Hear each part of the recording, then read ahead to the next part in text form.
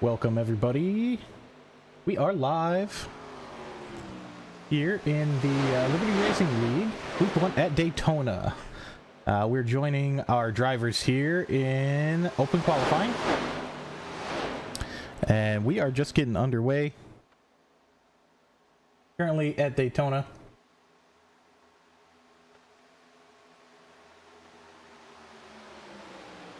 And bear with me while I get my settings here. Looking like it is a fairly cool track. We're coming to you guys here right at sunset. And it's going to be a long 3-hour event for us tonight. I think as it sits, we have around 26 cars that are going to be joining us on the grid. Right now we're just hanging with one of the packs as they qualify. Open qualifying, which you can get a real good draft buddy. Then you can put your car really far up there, just, you know, due to teamwork. We're following William Alcala III, currently sitting in 15th. Our pole sitter right now, our guy in first, is sitting in the pits. I don't think we have a current lap quite yet.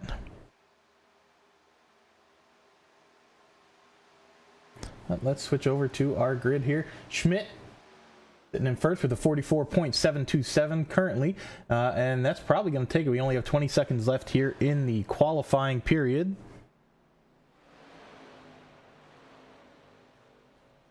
But WA Broadcasting is joining our Liberty Racing League for their opener of the season.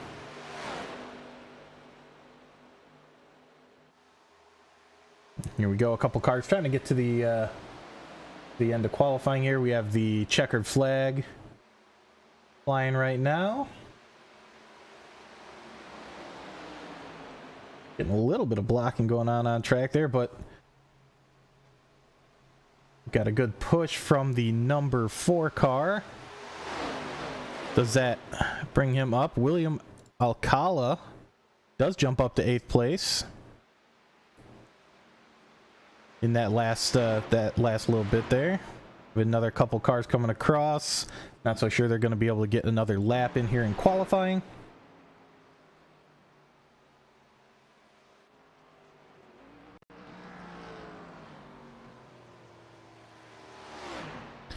But it doesn't look as though any of you guys know that I'm live, so we're going to get a link out to the Discord here.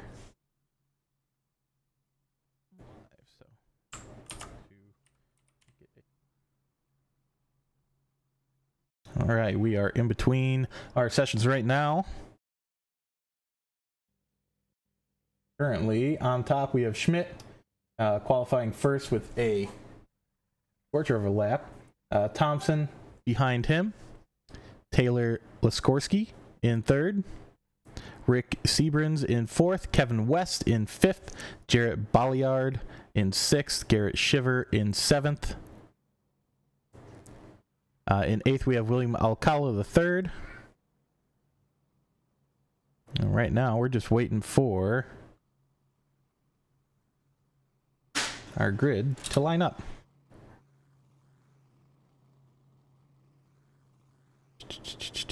Let's see if we can't find one of our drivers on track currently.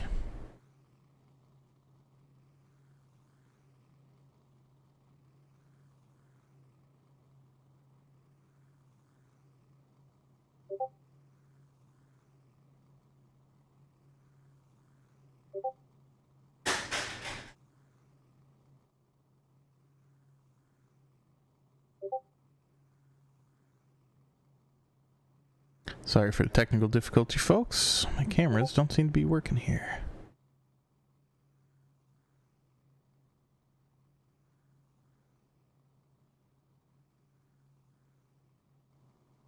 Just gonna do a manual jump to TV1 here.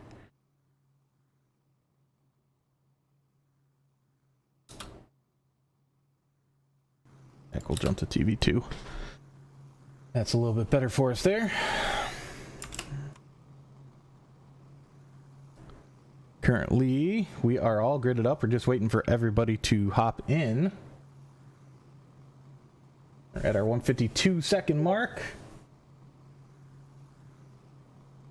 And I'll continue to go down our list. So we left off Wesley Hoag in 10th, Jason Foskey in 11th, Dan Witt in 2nd, or in 12th.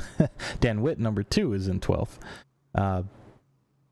It looks like it just gridded everybody up a little differently on my timing tower here.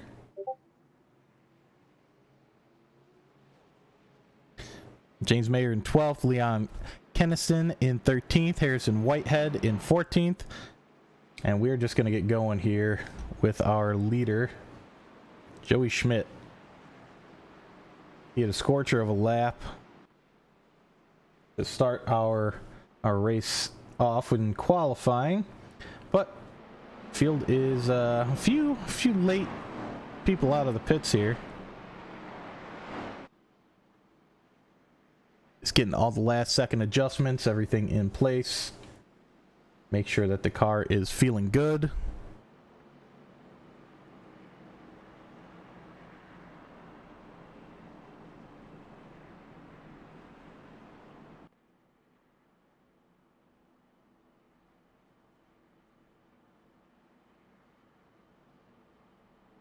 And right now, we are coming down the backstretch. We are getting ready to go green now.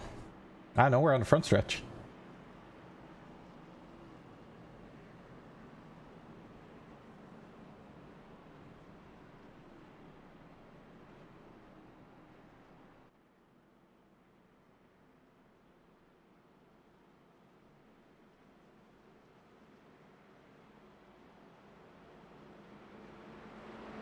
My camera controls still are giving me some trouble here, so I do once again apologize for that.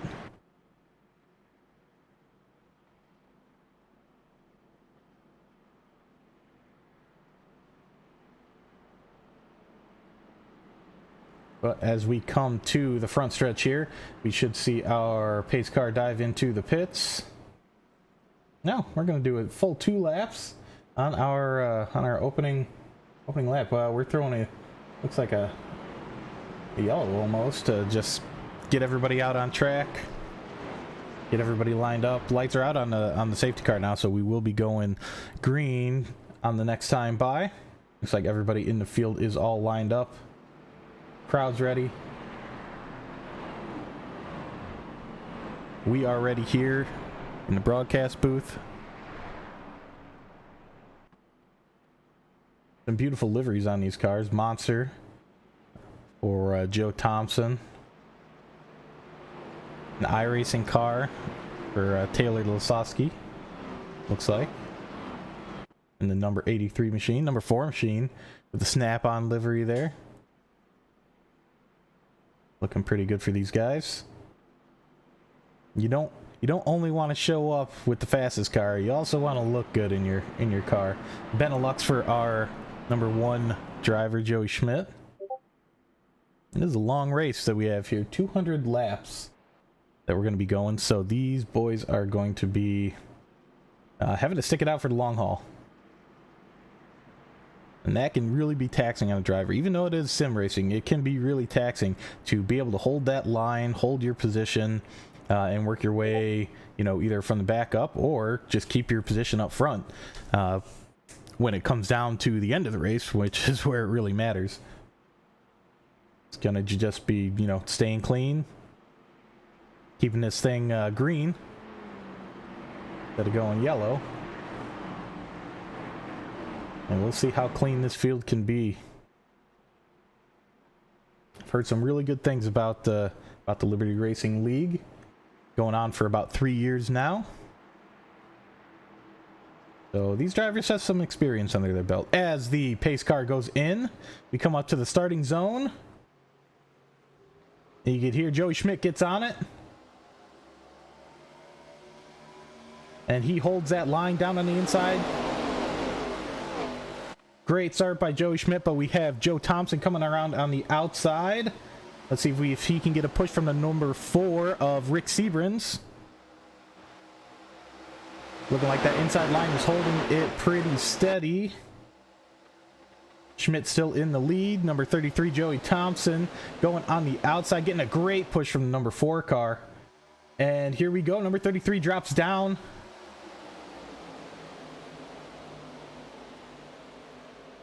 And he shall take the lead from Joey Schmidt. Joey Schmidt now in second place. That outside line having a little bit of trouble there. Looks like we're getting a little separation a little farther back. We go back to Garrett Shiver here. About there in 10th place is when we start getting some separation in some of these cars. But they're going to catch back up really quick with the draft that you get here at Daytona.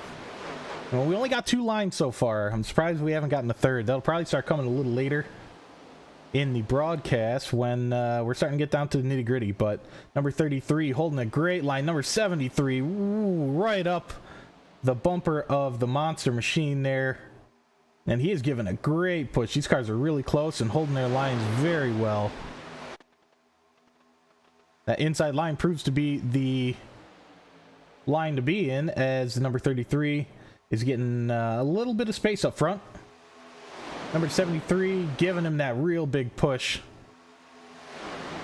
But the number 4 coming back at him on the outside. 79 of Jarrett Bolliard giving a great push there.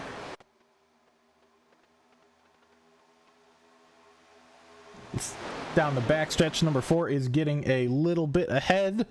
Let's see if that outside line starts to prove to be the better line to be in. Number 4 drops in front of number 33.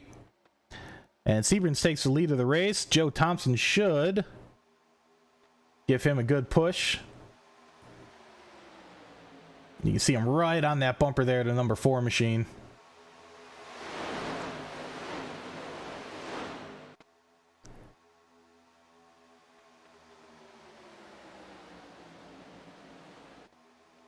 Gonna drop in our battle box here. As you can see, Seabirds up 3 positions, Jarrett Bolliard up 4 positions, Joe Thompson is down 1 position. Wesley Hoag making some moves here to get up into the top spots here. That is the number 38 machine there with the Florida on the back and the Wrangler on the hood. He has pushed his way up on that outside line. Number 79 of Jarrett Bolliard is going to be trying to hold a nice steady line for 38 to give him a nice good push here. The home stretch is a hard spot to do it just because you have that slight left. The hold position here. Looks like a little bit of sliding there on the up top on that outside line. Not too many cars on the outside line currently. More cars following that inside line, just staying there. But the people who are wanting to move, they're going to have to do something, and they're going to be on that outside line. Number 33 giving a great push on number 4. 38 not quite able to do the same for the 79 car. Hoag drops back slightly. We'll recenter on our race leader currently, Rick Seabrans. And really, the star of this show right now looks to be Joe Thompson, with how he is able to push the inside lane car much better than the top row there of Wesley Hoag. Hoag, I feel like I'm butchering it, but we'll go with Hoag. Hoag sounds a little better. Hoag sounds more natural. And you can see right there, just right up the bumper to number 4. Number 38's not doing the same for 79 of Jarrett Bolliard. Bolliard hanging in there nonetheless. 38 getting some good bubble, we'll call it. And we get that bubble of air in between the cars that really pushes that car in front of you forward. But he's not giving a push like Thompson is. Thompson is giving a great push here. And we are only 7 laps in currently of the 200 laps. Let's take a look at James Mayer, who is also up 8 positions from his starting position. It just goes to show that the qualifying doesn't always mean everything. He is in the 95 car. Nice livery. Don't see any sponsors on there, but it is a nice livery nonetheless. He is trying to push the outside line along with Hogue. And if I'm saying names wrong and you're in the chat, feel free to chime in. We love hearing from our people in the crowd. But yeah, up 8 positions from where he started. Mayor up 9 positions now. And we're going to clean up our timing tower a tiny bit here.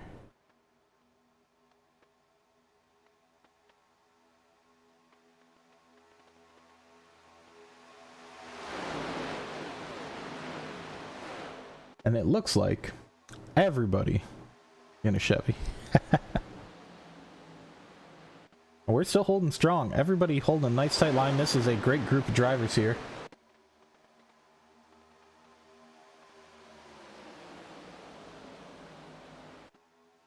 We're going to check and see if there are any other big movers throughout the crowd here. We'll drop back and see what we got going in the back of the pack. Got a couple of people. They're all hanging in on the lower line there.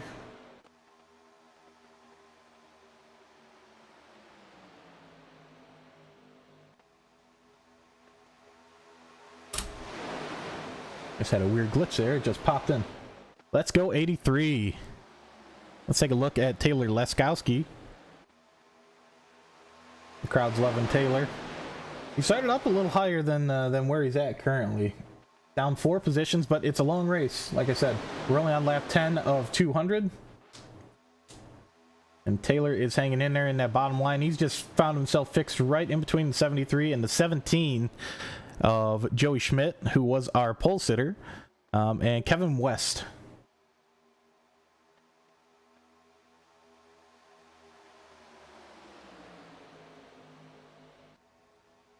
And currently these drivers are just trying to get to the next stage of the race. Looks like we have a couple people. Dan Witt got out of the pack. Looks like the pack is coming up to them. We'll jump up to our leader of Rick Sebring, still holding the front, number 4. Keeps getting great pushes from Joe Thompson. You watch just how close he gets, and there's the contact. No, I didn't make contact this time. He's been making some great front bumper to rear bumper contact there to just keep that lower line in position to you know, just hang in there for the race. The upper line, I think, has the upper hand in the long run, but the lower line definitely has, I think, the more skilled drivers there in Thompson and Sebrins, and Schmidt right behind them. Schmidt's just kind of falling in line, and he knows what's going on. He's a veteran here. Just gotta, you know, wait it out, hang out for the rest of the race, and avoid any big wrecks. But they are going to be coming up to Dan Witt here in just a second. Dan Witt currently sitting in 27th out of 28, and here comes our group. They're gonna have to maneuver around Mr. Witt pretty cautiously. We have 2 lines. Let's see if they're gonna make it 3 when they come by Witt. And Witt's just staying up high, out of the way. And he is almost touching the wall. He's trying to stay out of the way so much. And this is probably going to be a great spot for it to happen. Yep, down the back stretch. Nice straight. He'll be able to fall back in line in the back of the pack here. And 79 gets out of sorts there. Bolliard dropping back a few positions. Bolliard gets back into that high line, that second line, and he is back into, where is he now? 9th. He was sitting in 2nd, running in the front of the outside line. Just got a little bit loose, it might look like, passing Mr. Witt in the 99 machine. But now we have Wesley Hogue sitting up front.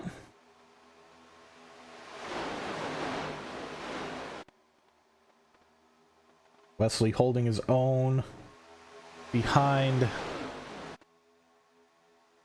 Bolliard for the longest time there, and it looks like number 95 giving him a good push, but a better push from number 33, Joe Thompson on Rick Seabrans.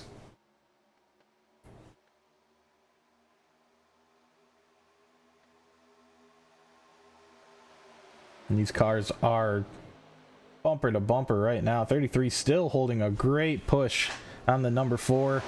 38 getting a good push from number 95.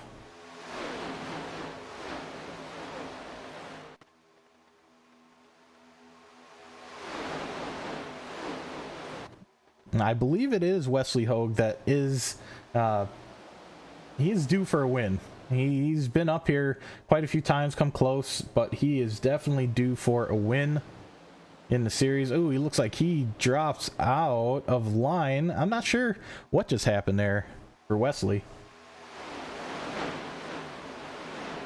He is into a line of his own. Oh, tapping the wall. He's having a hard time. Commentators curse. So sorry, Wesley. He's going to drop back. He has to fall back in line and fight his way back to the front. We'll keep an eye on Mr. Hogue as the race goes on, because he was running fantastically up front. And that wall just, you know, a little bit of damage is going to cause him to drop back like that. It's very unfortunate, but we'll jump back up. Looks like Joe Thompson has moved to that outside line, and his partner of Rick Seabrans is no longer there. Thompson says, I want to lead a few laps, get into the open air. It's going to be a little bit more on that fuel load, but he's been behind number 4, pushing him really well for a long time. And number 73 of Joey Schmidt, he is going to be right behind Thompson. And let's see if that inside line or that outside line can be the one to push a little bit better. 79 going, or 73 going a little bit wide, Mr. Schmidt. The number 33 machine of Joe Thompson looks really quick here. Not too many people on that outside line still. A lot of people holding on to that inside line, and I know it's an easier line to run, but if you're going to make moves, you got to go to that outside line. It looks like number 5 just dips in of William Alcala III. And James Mayer, number 95, he is up into 3rd. That is up 10 positions from where he started. 11 when he's in 3rd. He's trading some positions back and forth, but doing a fantastic job of holding his way up there. With a grid size of 28, 11 positions is no laughing matter. We also have Anthony English is up 11 positions as well from his starting spot. He's holding that inside line, just falling in behind the number 79 of Jarrett Bolliard, who was up front not too long ago. Another big mover right now. We're going to look at Harrison Whitehead, number 77 here. Harrison Whitehead, he is up 11 positions as well into 5th. Couple drivers making short work of the field early on. They're going to want to watch their tires, though, to make sure that they are not overdoing it. Speedways, you don't have to watch it too much, but you do want to try and get some clean air every so often. These cars can overheat. Very rarely do they, but they can overheat if you're behind a group for too long. Mayer still holding up in 3rd, 11 positions up. Let's go back to some of our big losers. Dan Witt dropped 15 positions. He's currently seated in the middle of the pack. Number 99 gonna pass us here. That red car. Wesley Hogue, we were watching him. He's down 12 positions. Oh, he's almost out. He might be out of draft range here. That would be devastating for him. Maybe he can make it up in a pit stop somewhere. Garrett Shiver is down 10 positions. He is in the number 23 car right next to another big drop, Dan Witt. Let's go back up, check up with our leaders. Rick Seabrans still up front. Joe Thompson alongside him on the outside line. Got some blinking cars there on the top side. Number 77, it looked like. Harrison Whitehead. William Alcala III. He qualified fairly well, and he's up a few positions from where he started. The only one in the top 5 that has lost positions is Joey Schmidt, number 73, who was our pole sitter. But he knows what he's doing. He's sitting in there right behind number 33 car, giving him a push, trying to separate themselves from the field. Great field here, though, so I'm not sure how that is how that's going to work, if they're going to be able to create a gap and divide themselves into multiple fields, or if they are going to keep this tight the whole race. This is a beautiful beautiful line of cars here.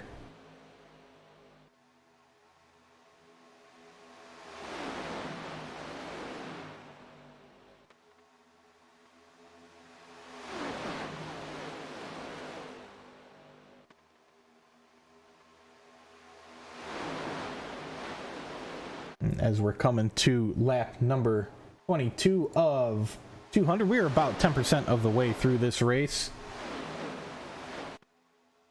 We see on our battle box there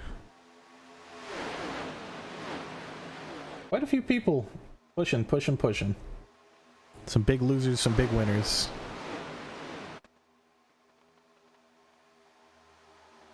But Joey Schmidt, number 73, keeping his way up there, pushing that number 33 car. And it looks like we might have a little bit of separation. Well, these cars are I guess still hanging in there. They're just right on the edge of that draft zone. Ooh, some movement here. 73 down to the bottom, 33 down to the bottom. Schmidt and Thompson, they are running 60% fuel load, if I am correct.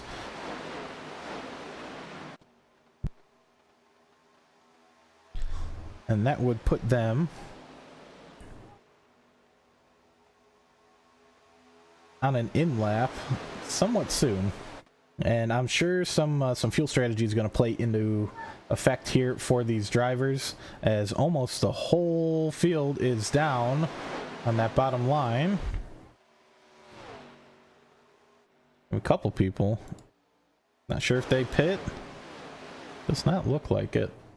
It's like our whole field right now is together right here. The Jegs car of Harrison Whitehead, he's trying to push up near the front with the number 88 machine of Steve Lewis. And there we go. We have somebody coming down into the pits. Who was that? Jalen Jarrett, number 91. He will be one of our first to pit. He comes in by himself. He doesn't have a team to come into, and that's not the best pit stop there, but he will get going. Still have Rick Seabrins coming around, being pushed by the 95 machine of James Mayer. And Joe Thompson dropped back into third. We'll see if some of these teammates decide to pit all on the same lap and together to help themselves out. Maybe get a push away from the pack if they're lucky enough.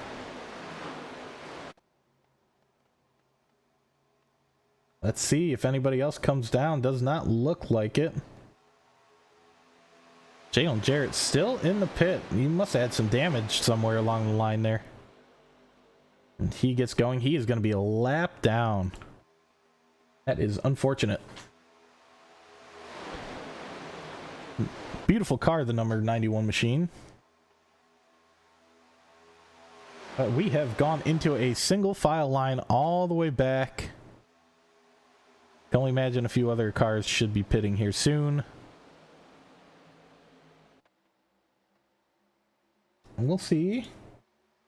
We can pull up our pit strategy here. So far, nobody has pit. We are on lap number 26 of 200. And here we go. Leader is coming into pit. Rick Seabrins, let's see. A big field of drivers coming in pit. Seabrins off onto the grass. What is happening? He must have been coming in a little bit too hot. He might get a stop. Hold for speeding in the pits. As of right now, Joe Thompson coming back around. And number 33 machine, he might be getting a pit stop here. We get some goofy camera angles here.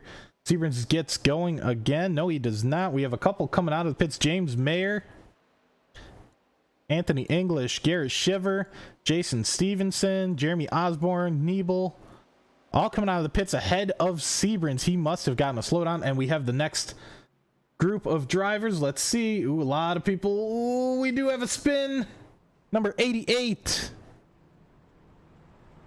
Steve Lewis gets a spin. Oh, and 38. Oh, no. Wesley Hogue, some more trouble. 59 of Darren Mack, some more trouble as well. We have some cars that got a little bit of damage and a little bit of time loss there in the pits. Let's see if anybody else has a stop and hold. Schmidt does not seem to have a stop and hold. Thompson getting out ahead of him, ahead of everybody. Looks like the number 91 of Jalen Jarrett gets unlapped, but he is going to need to pick it up if he's going to catch back up to the field. Bad time. Looks like Bolliard is up in first. He stayed out. Oh no, he got out ahead of everybody. What happened with Bolliard?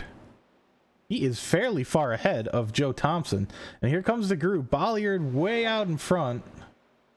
He might be limping to the pits. He might have ran out of fuel here. Yeah, he is very, very low on his RPMs. I bet you he ran out of fuel. That's why everybody pit on lap 27. Being lap 28, he might have pushed it a little bit too far.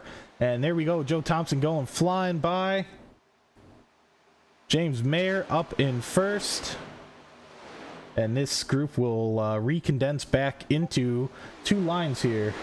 What an eventful first pit stop. Wow. You see our pit graphic. James Mayer with the blue stripe on the American flag, supporting the officers. Our police force. Number 95 still sitting up in first. Great spot for him. Anthony English. Didn't talk about him at all in the beginning of the race.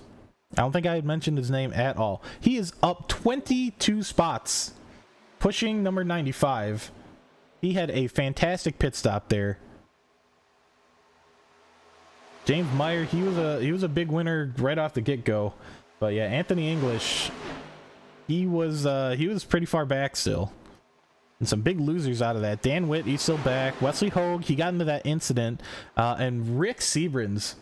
Rick is right here in the number 4 machine. He's up near the front of the pack, but he is down a lap.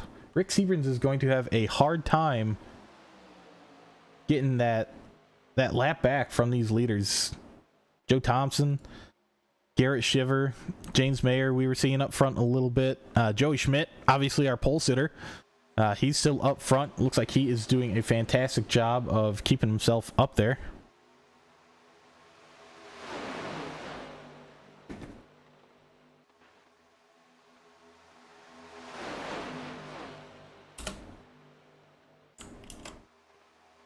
As we get a little bit of glitch there. And let's see how the cards have fallen here. Yep, Anthony English still way up. Joey Schmidt down 3 positions from his pole. James Mayer up in third. Garrett Shiver, he's up there. He was not up there earlier on. Laskowski 83 has dropped back slightly. But another big winner, TJ Floyd, number 49, up in 13th. He is hanging on to the back of this little pack here. Still on the lead lap, but they are currently sitting about 10 seconds back from the main group of drivers, which here we are. Oh no, there we go. Big one up into the wall. And that is Kevin West. He's trying to keep that thing just going straight, and he has quite a bit of damage. Another, ooh, that is really close. He's trying to get down into the pit lane, but he is driving that thing sideways, trying to get down to the line. That was almost really bad for the number 17 machine, and the car's coming up behind him. Let's check and see what happened here.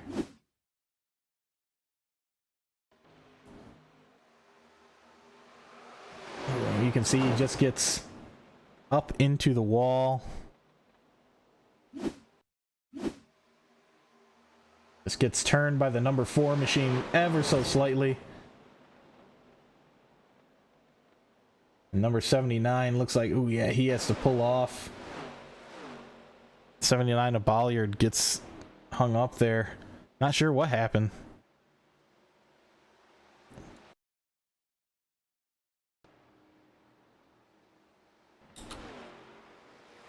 And we are back to our race leader, Joe Thompson, and that is a yellow flag.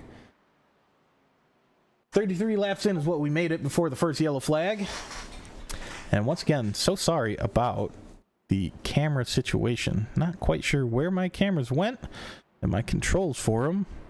They seem to have disappeared on me.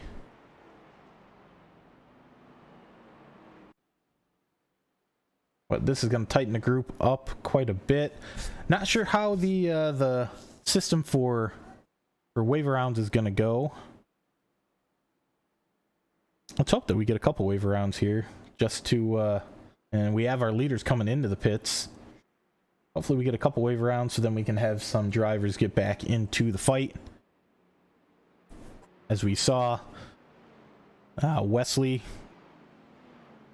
Hogue, he was up in the fight. He's a lap down. Rick Seabrans a lap down as well. So we're gonna see if they, looks like, yeah, Harrison Whitehead, he stays out. Rick Seabrans, he stays out. He is damaged up quite a bit from that incident with the number 17 car of Kevin West. Kevin West in the pits. Looks like Whitehead is going to be our driver able to unlap himself there. Rick Seabrans up front still. He's going to get himself unlapped. Like I said, if everything works normal, we should see Seabrans getting himself unlapped here. A little far behind, but coming out of the pits, we have Thompson still up in first. Anthony English in second, up 22 positions, everybody. 22 positions. James Mayer up 11 in third. I know it's still early in the race, but that's still some great moving by these drivers. Joey Schmidt hanging on in fourth. Taylor Laskowski.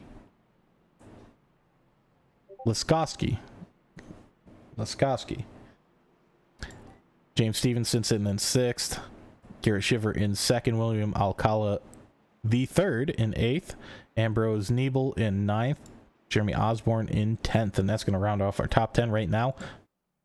We should see Joe Thompson. I want to say Joey Thompson. It just rolls off the tongue, but Joe Thompson is currently behind a bunch of cars that are looking to unlap themselves. At the front of that, we have Rick Seabrans. Jason Foskey looks like he's unlapping himself. White hair, a couple drivers at the back here. Don Ashton, Darren Mack, Kevin West. They are on that main lap. We're going to see Rick Seabrans coming down to the pits.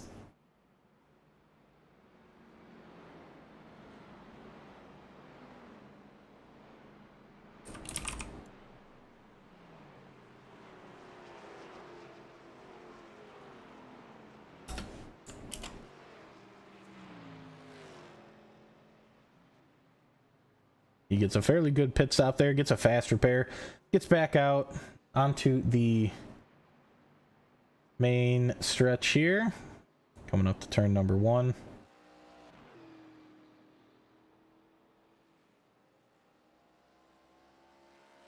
Just looking back at my notes here.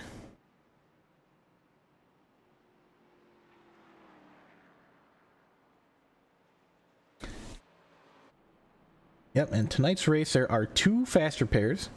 We are all running on fixed setups and 60% fuel, as well as 4 extra sets of tires. So we are limited on tires to 5 total, 4 extras. Tonight's winner also will be getting 2 bonus points going into the playoffs, as each winner throughout the regular season receives 2 extra bonus points. Just a little info for anybody tuning in for the first time to the Liberty Racing League.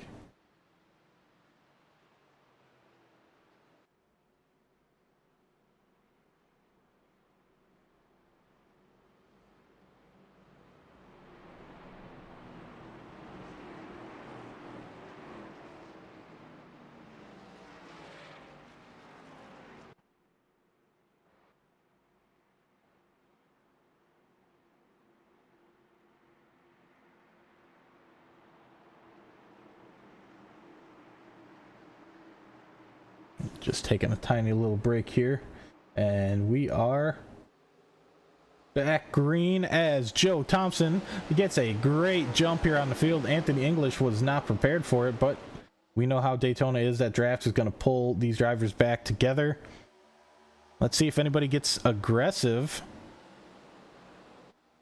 Wow, this little group, if they're not careful, Laskowski can't catch up, then this group of four might pull away. Anthony English up in first. James Mayer pushing behind him. Joe Thompson's currently sitting third. Had a great jump, but looks like he went up top to be with Joey Schmidt. And yep, that group is catching them really quickly. We're gonna have a fast group of cars catching a group of cars that isn't going nearly as fast. Let's see if they fall in or if they try and get a good push around. It looks like Laskowski's just going to fall in on that inside line there. Number 83 doing a fantastic job not to overdo his jump he would have with that heavy draft. Fantastic job by these drivers to get going again in a nice organized fashion. Currently, though, we have Jalen Jarrett as a lapped car. Rick Seabrans as a lapped car, who was for a little while there leading the race. Alex Giffen lapped. Mark Mann lapped. Now we're back up front with Joe Thompson.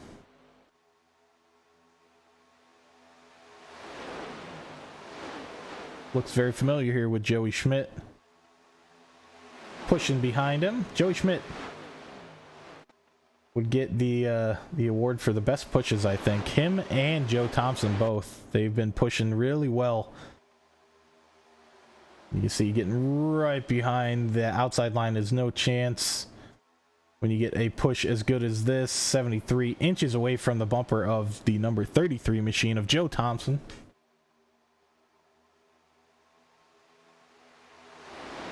Drivers moving around the track fantastically. Such a clean series so far.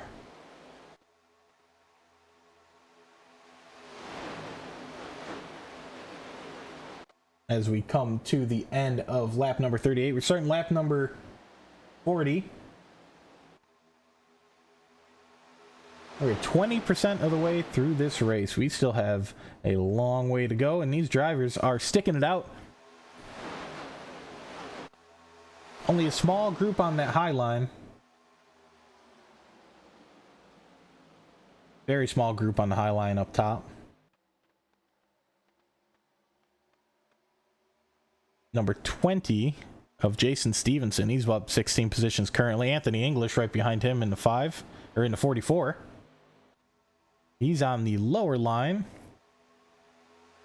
Number 5 of William Alcala the third. He is on that upper line trying to push Jason Stevenson. And they're just not getting the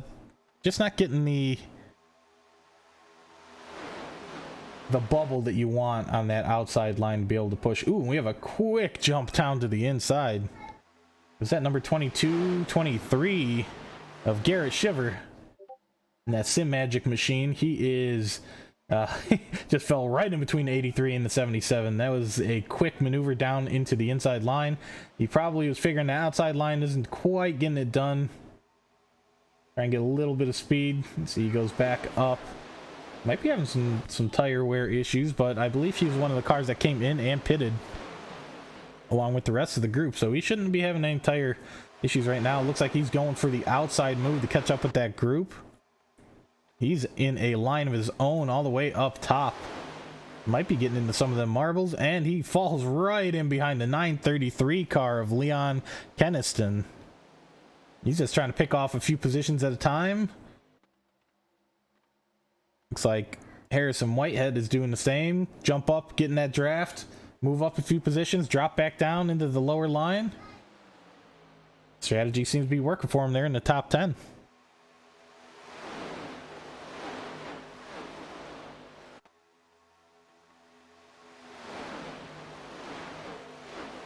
Beautiful sound these cars make coming around the track. Oh, and we have an incident. Looks like Don Ashton has gotten into the number 9 of Alex Giffen. Don Ashton looks like he just went up into the wall there. Giffen might have gotten a nose on him. Let's see if we can find that replay.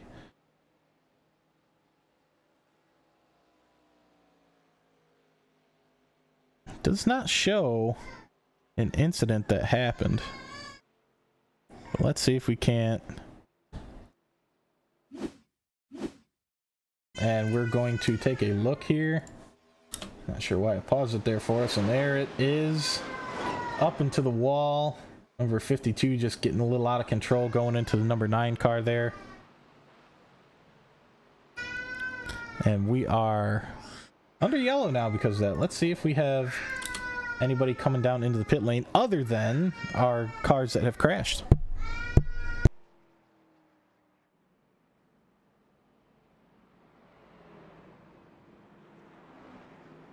And we have Mr. Thompson racing the pace car here. Who's going to win this one, Thompson or the pace car?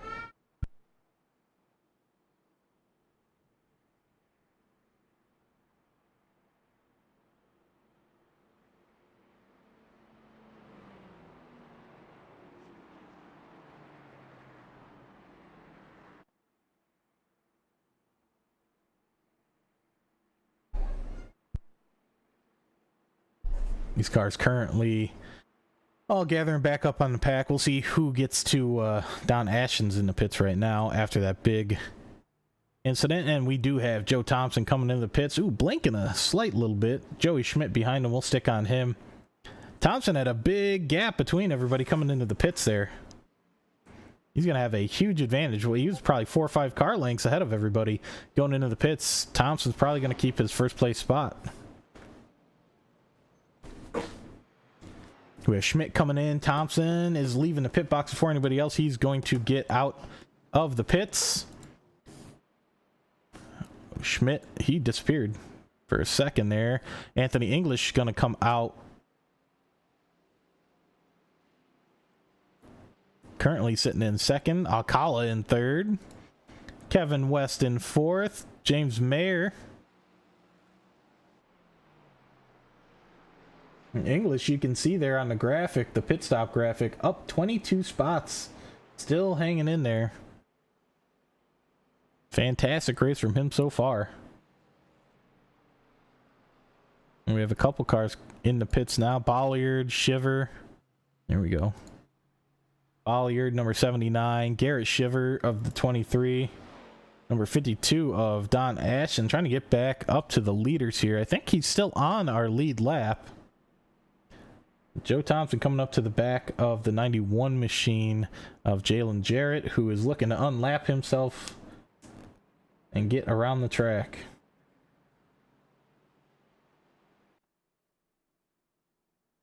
Joe Thompson. I'm not sure what the rest of the field was thinking. I think it was Joey Schmidt was directly behind him coming into the pits. They were 4 or 5 car lengths behind. That just gives Joe Thompson a huge advantage coming into the pits. I'm going to check something here real quick.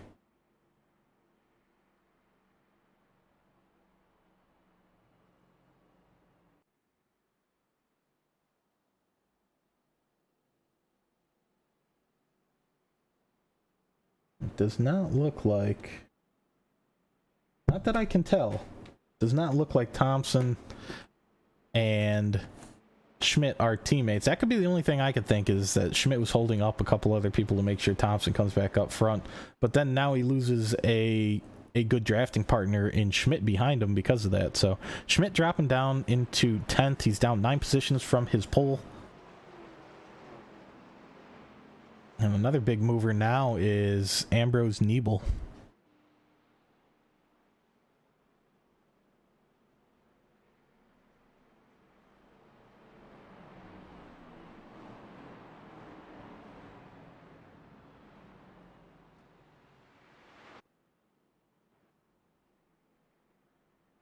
And that is quite the picture for Mr. Ambrose Niebel. Mr. Blind Squirrel Racing. For the women and children at home, we're going to jump up to Harrison Whitehead's then. We're not scarring any children at home with the Speedo swimsuit going on. Joe Thompson. No SDK picture for us to look at there. Anthony English either. He is way up there. Safety car lights are off, and we're coming to the middle of turn 3, going into turn 4 now, I believe. So we shall be going live here in just a moment.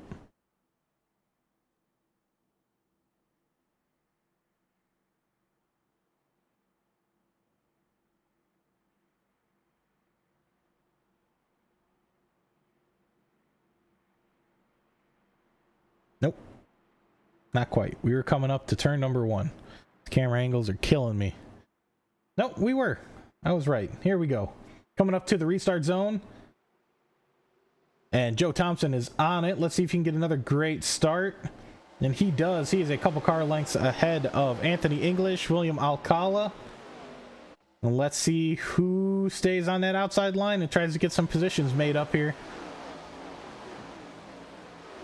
We had number 44 of Anthony English. He just falls in behind William Alcala.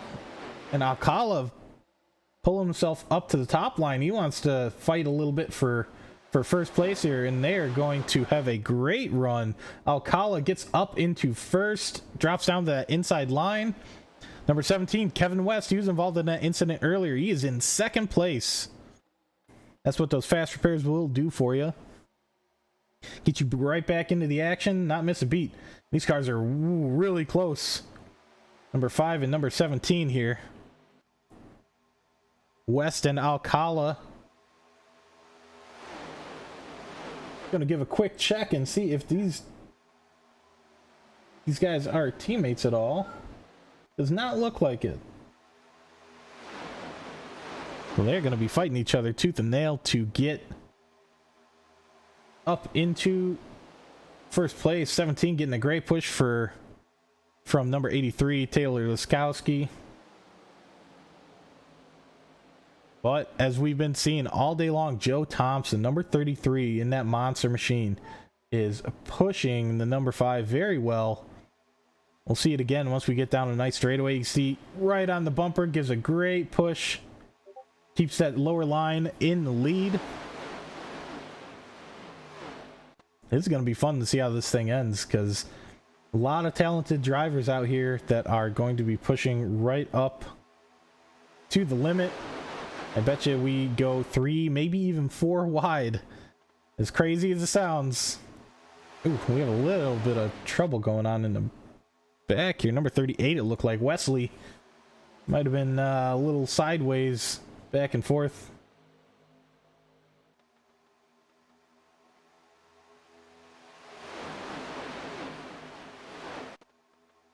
We are currently on lap number 48. We are a quarter of the way through this.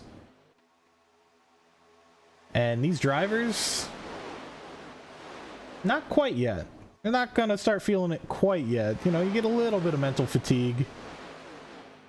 But you're going to have a ton of fatigue come the end of the race, where everybody is just trying to get themselves and their teammates up to the front of the grid.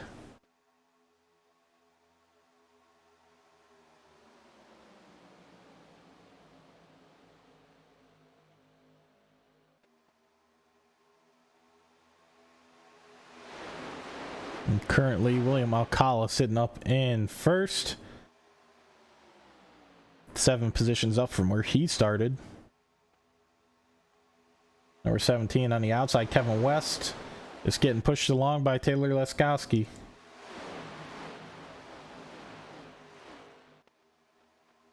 A lot more in that second line that we're seeing up on the high part of the track.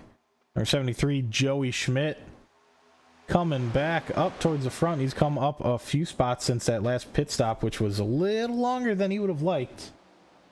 Not quite a penalty pit stop, but He definitely was kicking himself after. A couple drivers moving down a few positions here. Leon Keniston, 933 Moza machine. Drivers just trying to push each other as best they can. Keep up with the pack. And jump up to Anthony English in the 44 machine. Interesting to see, though. All of our drivers are of U.S. descent, except for Joey Schmidt, who looks like he is, he's in the Netherlands, Germany, France section of iRacing. And Don Ashton, who is from Canada. The rest of our drivers here, all American born. In the real series, you see a little bit of diversity. I think there are 7 different nationalities represented in the live, real life series. In the next gen cars. It looks like we have lost. Kevin West has gone up into that lower line. Let's see if somebody's going to be able to push Taylor Laskoski, and that will be number 20 of Jason Stevenson, up 14 positions from his start of the race. And he's getting closer and closer to the bumper of the 83 car. Let's see if he can get number 83 up, shuffled into that top spot. And Schmidt right behind them. And the number 73, that nice orange car. He stands out quite a bit. Getting some great push. Number 50, yeah, lap number 53 currently.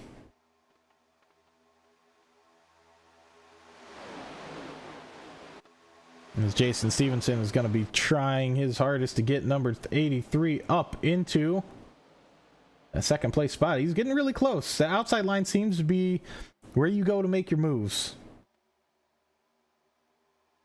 Inside line is just hang tight, hang steady, do your thing. If you want to try and make a move and get up there, you go to that outside line.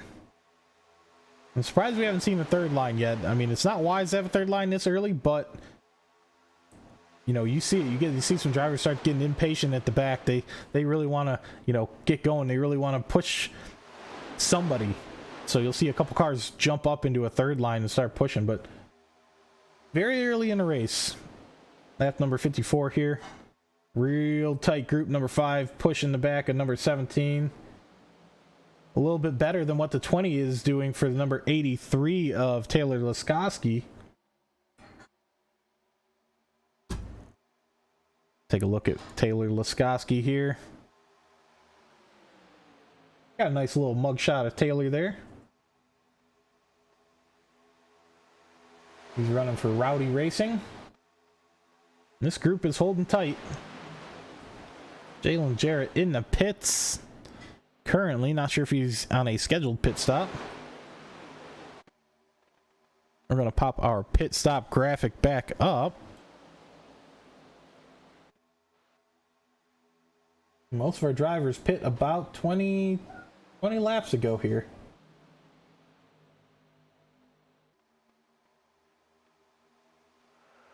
Oh! Up into the wall. We have a big one here.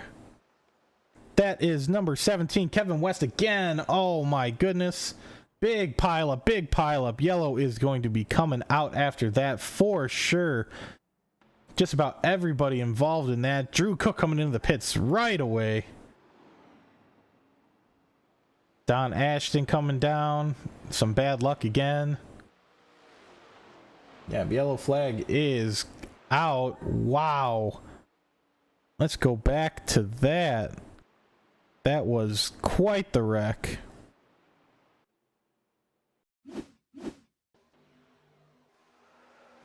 We can see a wreck happening ahead. Ooh, he just spins out on his own there, Alex Griffith. Mr. Mack.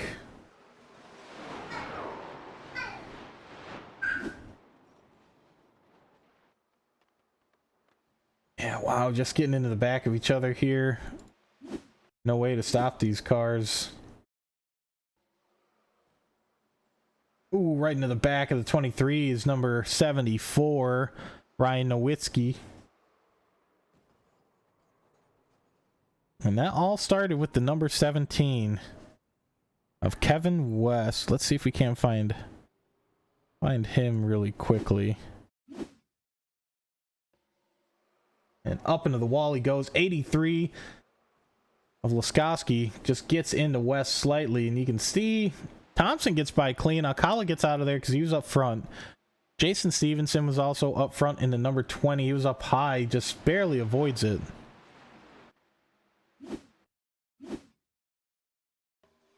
We'll watch it one more time. Boom! Stevenson just avoids that. Oh, that car is damaged pretty good. Yeah, this was the first big one of the night. That's real life. That's half the grid, but we have fast repairs for a reason.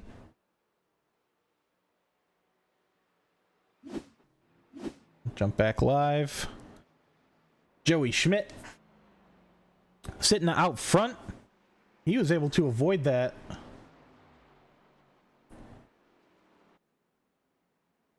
Very impressive to be able to avoid that.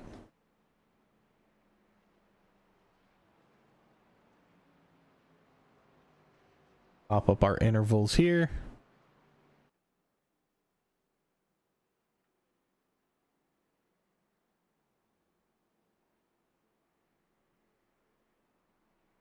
Look at our number of stops for everybody here. Everybody on stop number 4. Wonder how many people are just doing a nice little gas and go, and how many are actually going to take some tires.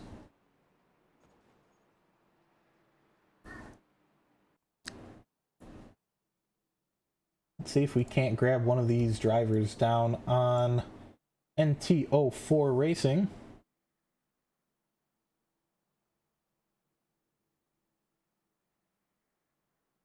We're going to grab Wesley Hogue and see his perspective on... Actually, we'll grab Kevin West, bring him down.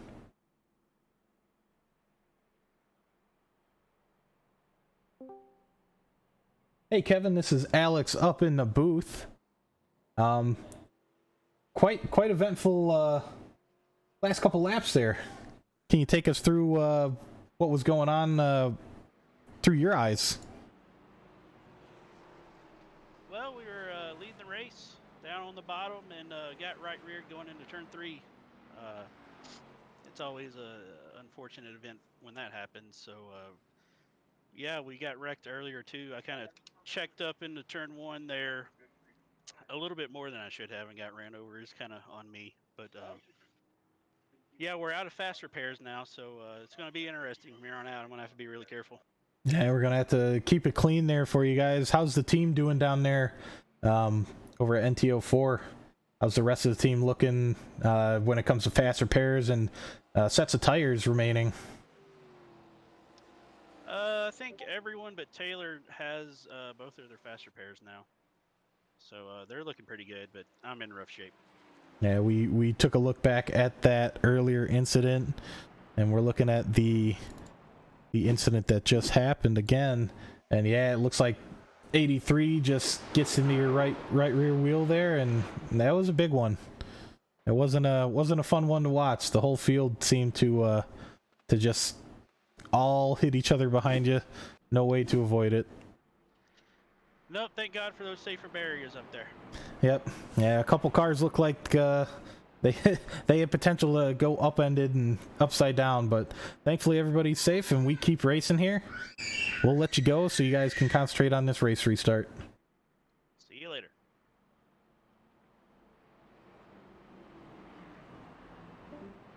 That was Kevin West of the number 17 car. We are currently watching him right now. But we're going to be watching Joey Schmidt up front for this restart.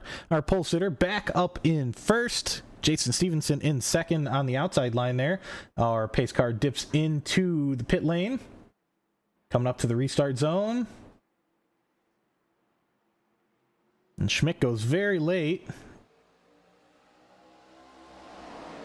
Gets a good jump.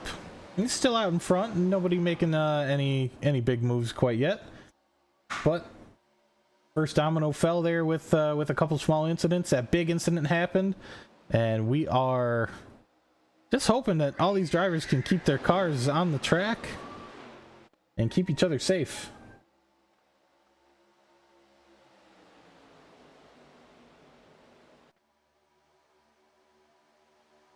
We have number 73 Joey Schmidt getting pushed by William Alcala. He's been up front all day.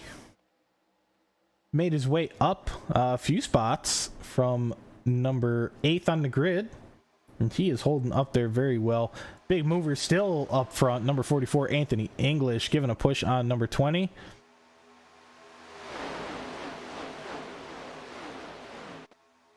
Number 20 Jason Stevenson loving this push by 44 Anthony English.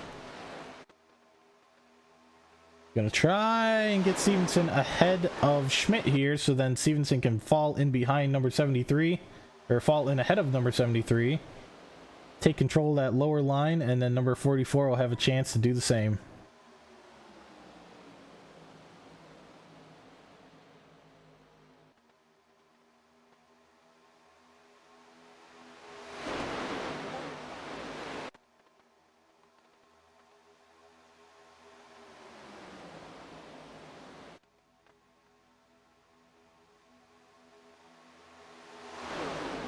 We are just about to start lap number 61 here at Daytona International Speedway. Currently sitting in first, Joey Schmidt, followed by Jason Stevenson. William Alcala in third, Anthony English in fourth. TJ Floyd, a big mover. He is 18 spots up from where he started. He is in that number 49 Chevy. Got a nice iRacing green and white paint on there. Number 49. Let's look at a couple of our big, I don't want to say our big losers quite yet, but right now they're sitting farther back. Kevin West, we talked to just a little bit ago during the caution. He is down 11 spots in 16th, but he is on the main lap, which is the biggest thing in these super speedway races. You just need to be on the main lap. You never know what's going to happen in front of you come the final closing laps of the race. Jarrett Bolliard, he was up front. He's currently sitting in 18th place. Number 79, we were watching him up front. Leskoski down 16 spots. He was sitting right up front as well. They are going to need to work together to get up front. Garrett Shiver, number 23, down 13 spots. Rick Sebrin's down 17 spots in 21st. He was leading the race for a short little while there in the snap-on machine. Let's jump back up to Joey Schmidt, our race leader.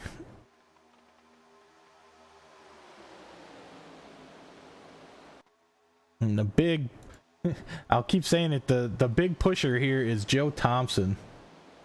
He is able to get right up on the bumper of a car and just give the best push that he can.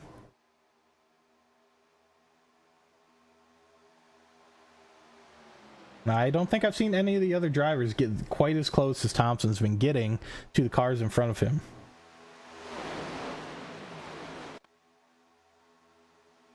We'll probably see it on the backstretch here, but that number 5, I have a feeling it's gonna, if he can get close enough to Joey Schmidt, William Alcala might find himself in the air a little bit, being picked up by the rear and by the front. There we go. Joey Thompson right up behind him, giving that push. And number 20 might be able to file himself in, Jason Stevenson. They can get a good push after this home stretch here by number 44, Anthony English. Then we might be able to see a change in lead.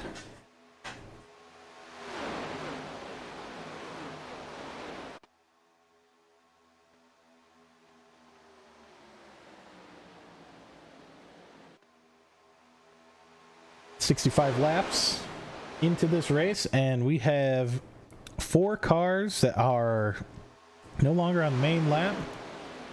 They are in the back here. Alex Giffen, Don Ashton, Jalen Jarrett, Mark Mann, And they are our cars that are not on the current lap. Darren Mack running way behind. He might get picked up here.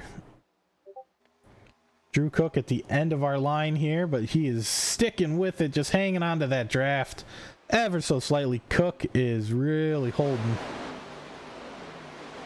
A little weird camera angle there.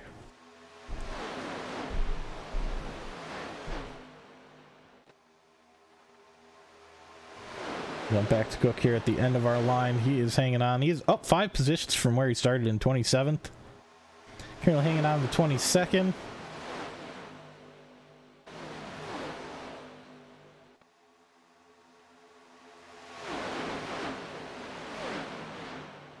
We'll try and take a look at some of our cars farther back. Sebrin's back in on the main lap. Laskowski still on the main lap after that big wreck with Kevin West.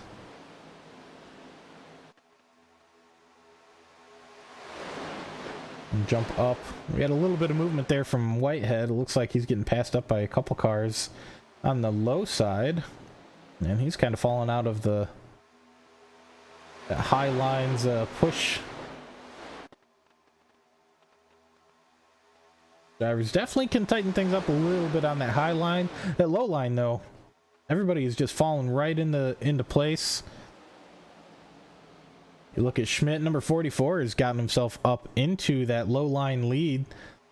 Looks like he had pushed number 20 a little bit farther and was able to sneak down there himself. Jason Stevenson really wishing that that was him up in that front line.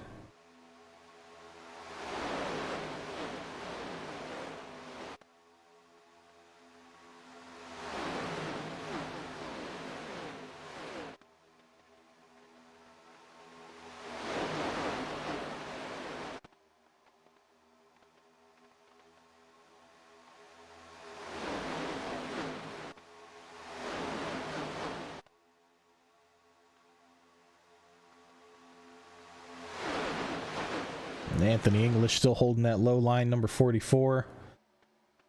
Joey Schmidt trying to push.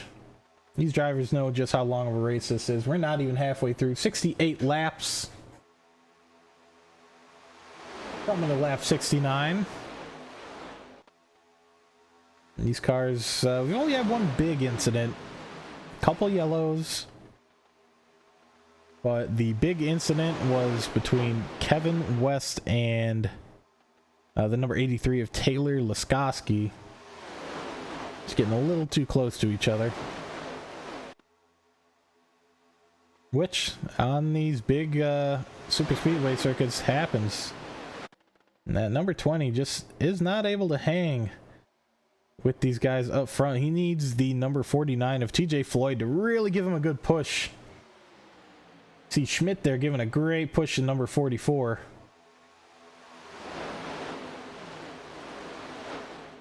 I mean, it's just as important to have a good teammate to push you. I don't even want to say teammate, a good partner to push you, like Schmidt here. Another great push, like we were saying earlier, Thompson. If you have somebody like that behind you, it's going to be really hard for that top line to give a push right back. But we have number 49, TJ Floyd. He's got to do something with Jason Stevenson here. This is a good push right here, but he's going to have to continue it, get right up on that bumper.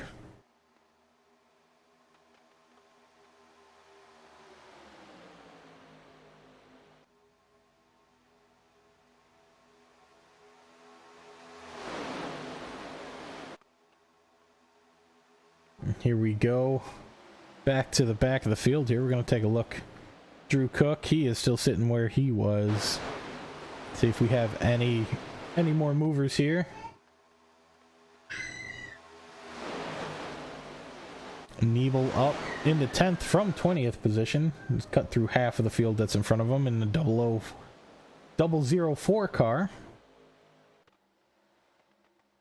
Harrison Whitehead was up front for a little bit, but we see he's dropped back into 9th place here. He is finding himself in the middle right now, and that's not going to be the spot that he wants to be. 99 kind of moves up so he can get back in there. Yeah, that's not the place you want to be. You don't want to get caught in the middle at Daytona. That's not a fun time. You'll find yourself getting passed by cars on the outside, on the inside, with no draft and no push from behind. It's just a bad time. Looks like he does have some damage on that front right quarter panel, if I was seeing it correctly. Nope, that was just his flames on his car. I think most of our cars are still undamaged because of their fast repair capabilities. So we're hoping that the grid here can keep clean. There's a good push there from number 49, TJ Floyd, right up behind Jason Stevenson. But Schmidt comes back right behind English, gives him a good push. English able to get a little bit up ahead, maybe a car's length ahead of the number 20 of Stevenson. And it looks like we have a couple cars coming out of the pits here. The number 9 car of Alex Giffen, he is in a bad spot here. That's not where you want to be coming out of the pits. Coming out right into traffic. Everybody has to move up to get around him. Can't really stay out of the way. You just stay low and hope that nobody bumps you.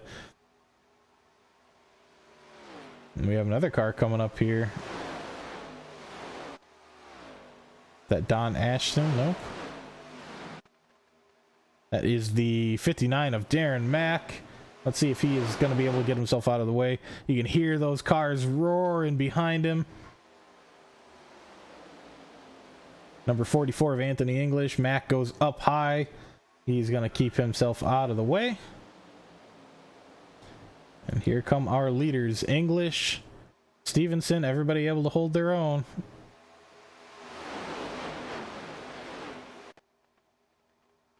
Mack will shuffle back into the pack. Like he might keep on that high line for a little bit.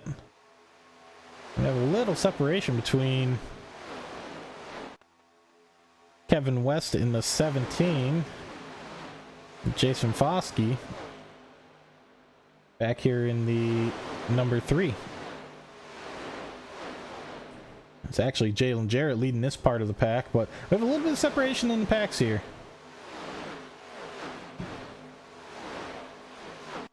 Almost have 3. At that first pack there, Kevin West, number 17, moving by the number 4, led by Anthony English, Joey Schmidt, and then Schmidt moves to the outside line there. Ooh, and Thompson and Schmidt, they've been a potent mix here. Thompson getting a great push. We've seen it all day. Thompson, great pusher. Schmidt, he can hold his line very steady. Ooh, Schmidt kind of moves up a tiny bit. Let's see what we got here.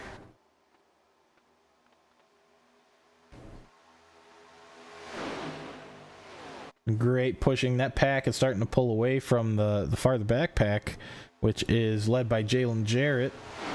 It might be closing. Everybody's kind of taking a little bit of a gap. We have 9 cars, I think it is here. Wesley Hogue is our last car in this pack. We might see Steve Lewis in the 88. We might see him get a little bit of a push from Dan Witt behind him. Get them back up into the pack, but our drivers have spread out quite a bit. English is just trying to fight off Schmidt currently.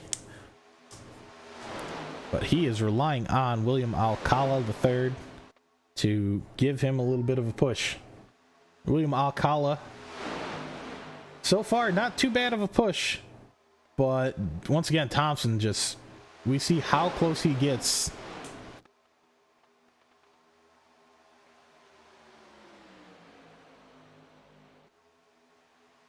And in this game, the closer you get, the better you're going to have a push. Only 3 cars on that top line, but they are hanging in there, fighting that low line. Ooh, a little bit of rear end slide for number 20, Jason Stevenson. Keep an eye on him.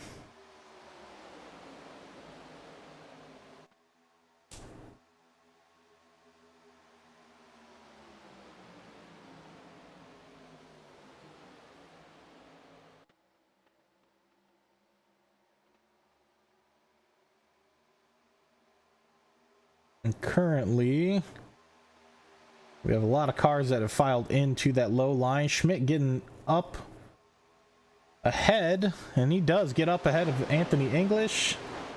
And unfortunately, Thompson has nobody to push him. He's probably going to start falling back unless he can fall into the line behind number 44, and he cannot. Schmidt comes back up. Looks like maybe to help out Thompson. If he doesn't come back up, Thompson definitely starts falling back down the order.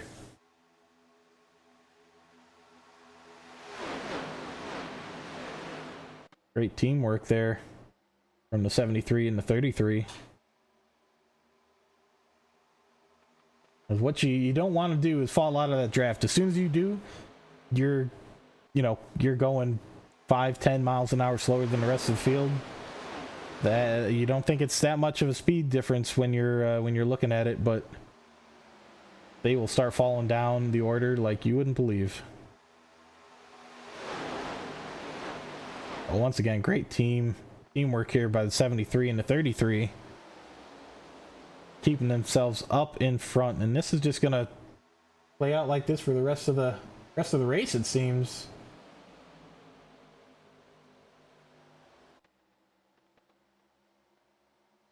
So we'll clean up our timing tower there.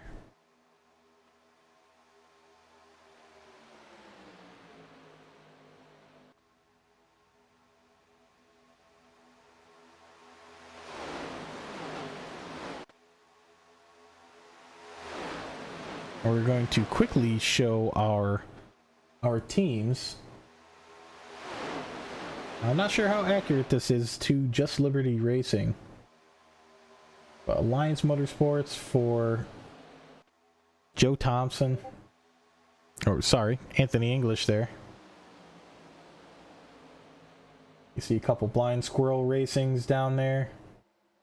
Yellow Stripe Motorsports, Alliance. So number 6 and 7, James Meyer and Rick Sebrins are both in Alliance Motorsports, along with Anthony English. So they have quite a few up top right now.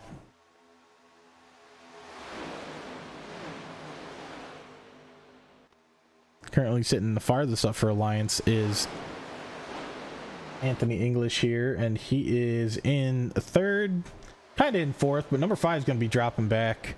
William Alcala, he has nobody pushing him. Let's see if anybody jumps up to help him.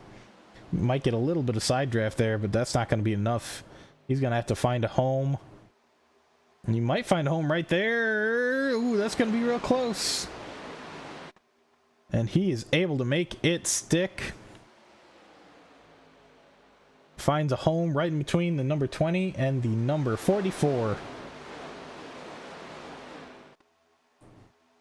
Go Alex Giffen. Oh man, do I have a story for you. Alex Giffen is down one lap, I believe, but he has had a rough race. He's gotten into a couple incidents and has I think been lapped. He's lapped at least once. I think he might be lapped twice. Not showing me number of laps, but he's on, yeah, he's lapped once. He's twice. He's on lap 80.75, and the rest of the field is on lap 82.8. So he is 2 laps behind Mr. Alex Giffen. Or Miss Alex Giffen. Not quite sure. Jarrett still in the pits, thinking he's probably done for the day. But Schmidt, we have a single file line going all the way back to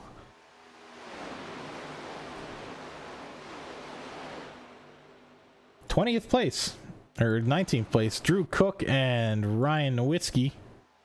Ryan Nowicki. They are trying to work together to get caught back up to this pack, but they are currently sitting 8 seconds behind that pack, and that gap is rising ever so slightly. These drivers might add a little bit of bad luck here. Ooh, and we see a couple people coming down into the pits for getting a scheduled spit stop from Joey Schmidt and Joe Thompson. They are very, very close to each other. This is going to be a very, very, very close pit stop. We have Schmidt ahead of Thompson. Good stop there from Thompson. Just getting fuel. Doesn't look like they're getting tires at all. And a better release from Thompson. Thompson takes it from Schmidt in the pit lane.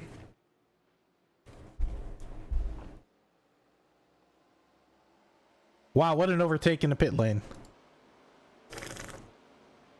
Drew Cook coming out as well. Second set of cars coming in. Rick Seabrans, James Mayer, Anthony English, all into the pit lane. We are 3 wide there. Who's going to come out on top for these drivers? Seabrans has the farthest pit lane of the top 3 there. He slides in. Good position. Just getting some fuel. Oh, number 83, Taylor Laskowski.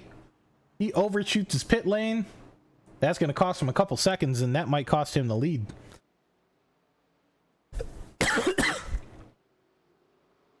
Leon Keniston comes out ahead. Kevin West making up some big ground in the pit lane as well. James Mayer in the 95. They're going to have to get back on the track and hope that Thompson and Schmidt, which here they come. Oh, number 88 sliding out. Steve Lewis just trying to get on it too early out of the pit lane with those worn tires. Leon Keniston leading. He's up 12 positions from the start. James Mayer, they're trying to push, but Thompson and Schmidt on the outside line. Let's see if they can go 3 wide. They do. Wow, Thompson and Schmidt just blaze by. They might be able to pull a gap on these guys. Keniston struggling to keep in that slipstream of Joey Schmidt.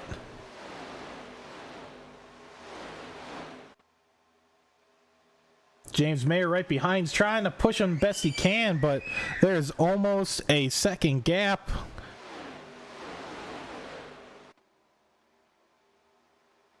Half second now. Looks like Keniston is getting that draft. Keniston should be able to fall back in line. That was very close. If they can't get fallen in behind these guys, I'm not so sure that Keniston would have been able to catch back up without some real effort from James Mayer and Kevin West and Wesley Hogue. Wesley Hogue, what a recovery. Number 38 here, coming back up into the top 10, almost into the top 5. Looking like he's going to be in the top 5 in just a second, and our pack has grouped right back up.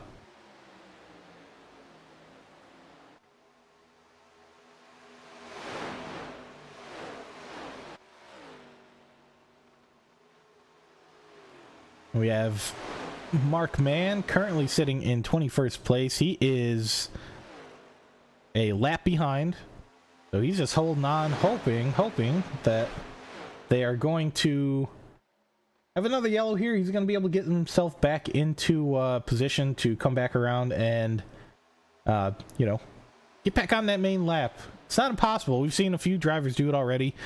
Kevin West, I think, has been on the main lap, but Wesley Hogue, he was down the lap. Who else was? Our number 4 machine of Rick Seabrans was down a lap. He is no longer down lap, but it is looking bad for him. We have the crowd coming right up behind him. Joe Thompson leading. Keniston behind him on that outside line. And Kevin West giving the push for Keniston as Joe Thompson, he is just pulling away. What, did I miss something here? Did we have a little bit of a wobble? We did have a crash. Oh, we do have yellow. That's what I missed there. We had a crash from Steve Lewis in the number 9 car.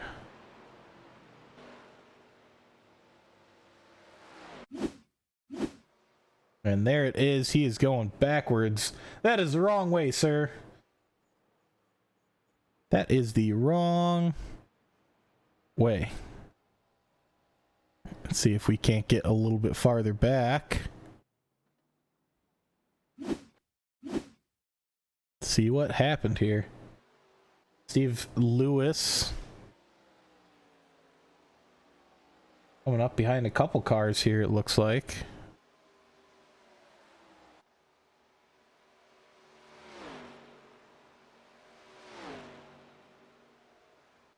Not sure what happened here.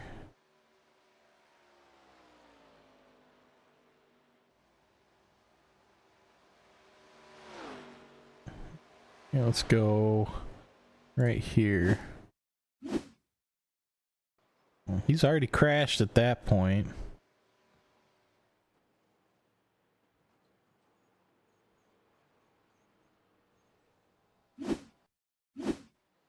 Here we go. Oh, there it is. The number 77 of Harrison Whitehead just taps the back of Lewis, and he gets a little squirrely, gets out of control there.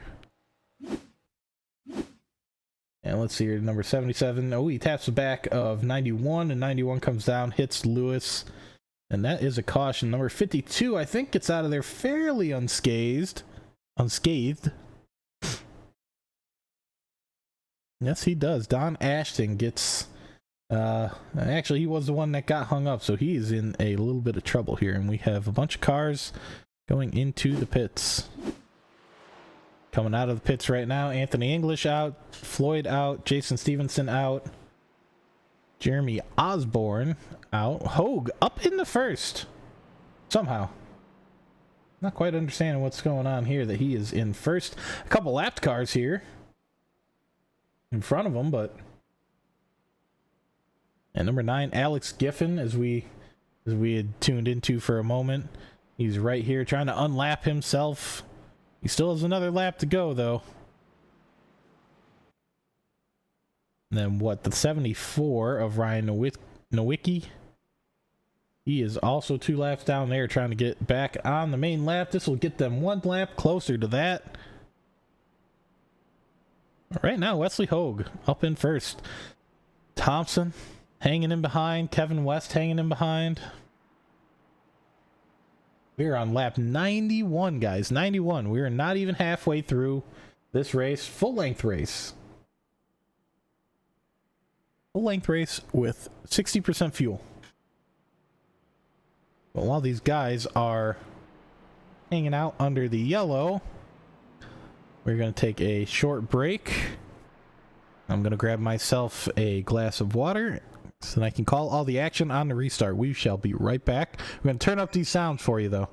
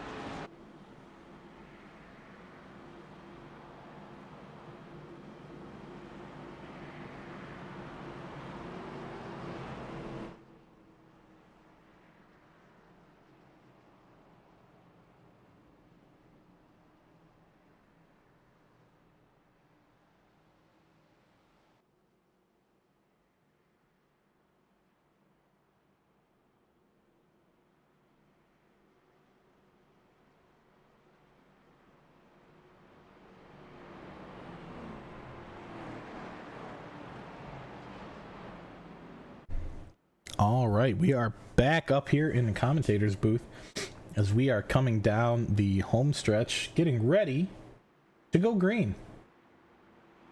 I'll turn up the sound a little bit so we can hear these drivers go. Wesley Hogue up in first, looking for a win that he hasn't had in quite a while in the start zone, and there he goes. Gets a pretty good jump. Not sure if Thompson's going to have anything for him as we see a couple moves from the outside to the inside. The 933 of Leon Keniston. And Kevin West coming right up behind Wesley Hogue. These two teammates, so they're going to be looking to push each other best they can and keep Joe Thompson and Joey Schmidt at bay. Joey Schmidt falling back a few places here.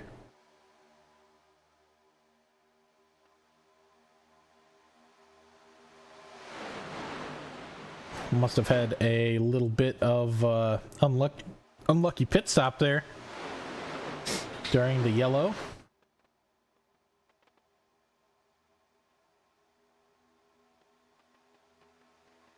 Right now, great push from the number 95 car on Joe Thompson, getting the position on Wesley Hogue, and Thompson falls right into that lower line.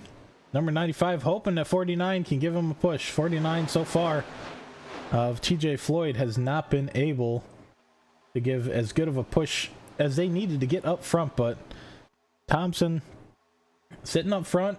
Number 95's Mayer might be able to get there. Great push from 49. You might be getting a little push from 73 of Schmidt himself.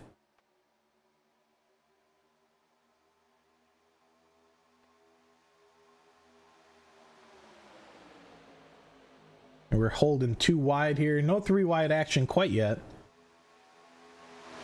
A couple cars farther back seem to be falling behind. Bolliard, shame. We saw him up front for quite a while. Rick Seabrans, he is on the main lap, just in the back. Along with Bolliard, they're both on the main lap. But here we go, Joe Thompson on that inside line. Mayer coming at him on the outside line. Not sure if he is going to be able to make anything happen. This inside line of Joe Thompson, Wesley Hogue, and Kevin West seem to be holding really well. Kevin West, as we talked to him earlier, brought him up into the booth during a couple cautions ago, around that 50 lap mark. He was saying, yeah, not too great. He's out of fast repairs now. He's had a couple incidents, and so far so good. He's holding his line right here. He just wants to get to the end of the race in one piece. Great push by the 49. Is 95 of James Mayer going to be able to get ahead? It does not look so. He's getting really close. Each time you go down that backstretch, 95 is getting a little farther ahead.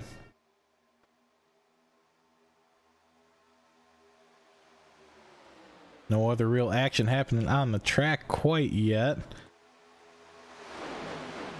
We'll take a look at a couple of our fan favorites here. Alex Giffen. He's hanging out in the pack. He is only 1 lap down now, so he has made huge progress. Got 1 lap back.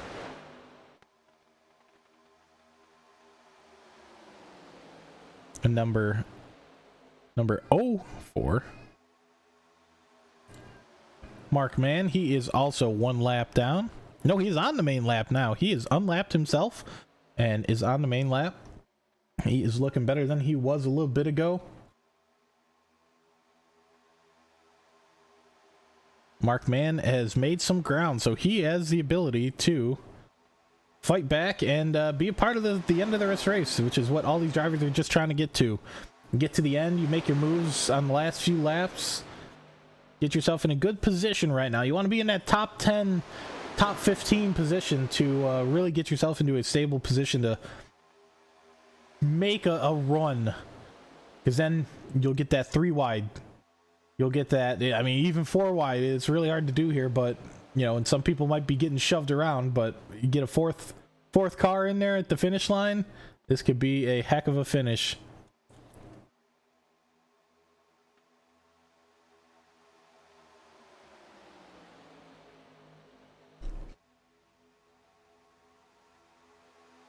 James Mayer still sitting in front. He is able to get in front of Joey Thompson. Number 49 getting pushed by the number 73 of Schmidt.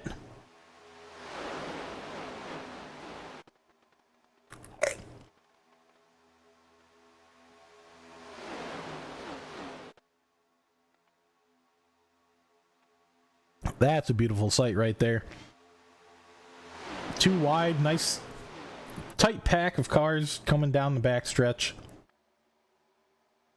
Once again, big kudos to these drivers for doing such a good job holding together, keeping nice lines. And I'm going to say that, and the whole field's going to wreck in just a moment. Ooh, number 33 does get a little squirrely there. Joe Thompson having a little bit of a hard time. Might have had a little bit of Wesley Hogue push going on there that could have given him a little bit of unstable traction coming out of there. 49, just not sure if Schmidt's going to be able to do it. Schmidt right behind him. Thompson right behind number 95 as well, giving some good push. And just pressurize that bubble of air in between these cars. And Schmidt, oh, giving a great push to 49. If 49 can't make it happen with these pushes that Schmidt's given, he's never going to make it happen. TJ Floyd currently in first.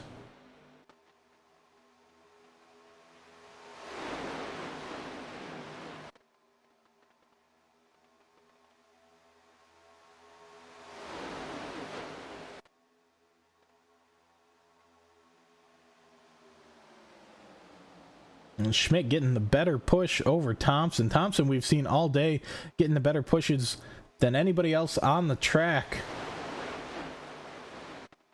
And Schmidt just has turned it up here following the 49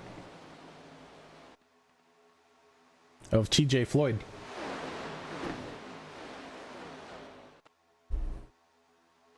I promise I'm not losing my voice either. It's just getting a little dry. Ooh, and TJ Floyd tries to make the move work to get in front of James Mayer, and he just does not have it quite yet. Ooh, really close. TJ Floyd really holding on. As I take a sip of my water, because I have a feeling some big action's about to start happening here. We are past the halfway point, lap 102 currently.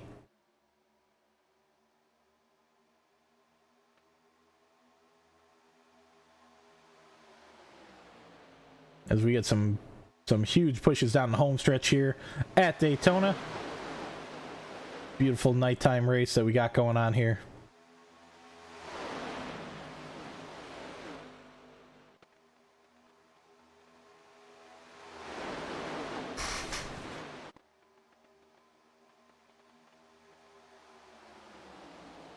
And more than a car's length ahead is that number 95. Let's see if 49 of TJ Floyd can push past, and he cannot. Schmidt just doesn't have that push these last couple laps that 49 of TJ Floyd has been used to.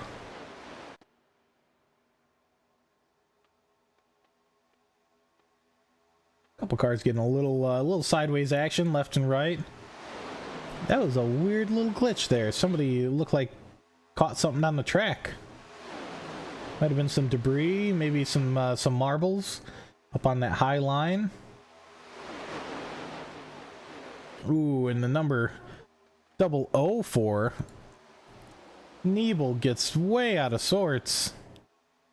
Goes up into where that third line would be if it was there, but it is not.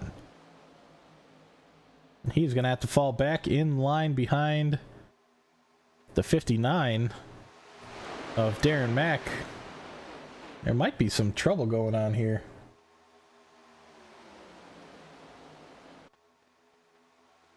.004 car, like I said, might be having some trouble. He's in some recovery mode right now.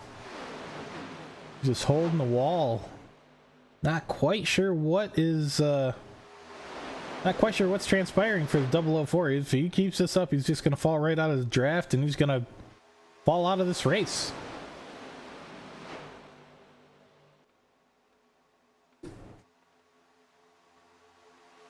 You see him there. He's still out of the draft. He's not falling in behind anybody. There he goes. He finally falls in behind the 52 of Don Ashton. Ooh, and we have a big wreck. We have a big wreck again. Caution is out.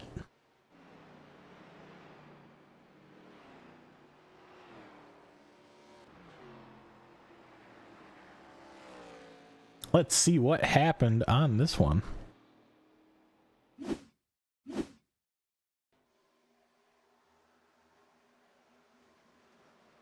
Oh, it happens up at the front. Wesley Hogue involved, and is that Whitehead going through the grass there?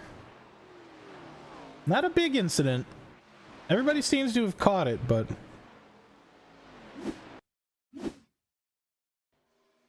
here they go. Oh, there it is. Number 33 of Thompson gets sideways. Let's take a look at him. That's why it showed that he was going into the pits. Let's see if he does go into the pits. No, he gets going again. Thompson still on the main lap. He's still got a chance here, but let's see what happens. Oh, he just gets pushed a little bit too hard from the number 49 of TJ Floyd. Looks like Schmidt got a little bit of damage on there too. Let's jump to live and see who's going to be coming down. Yeah, Schmidt damage for sure. Like everybody coming down pit lane. Mayer up front. He's got about a car's length ahead of TJ Floyd. Wesley Hogue. I think he had a little bit of damage as well. He might have gotten through clean. Schmidt definitely had some damage. He's going to be using one of those fast repairs.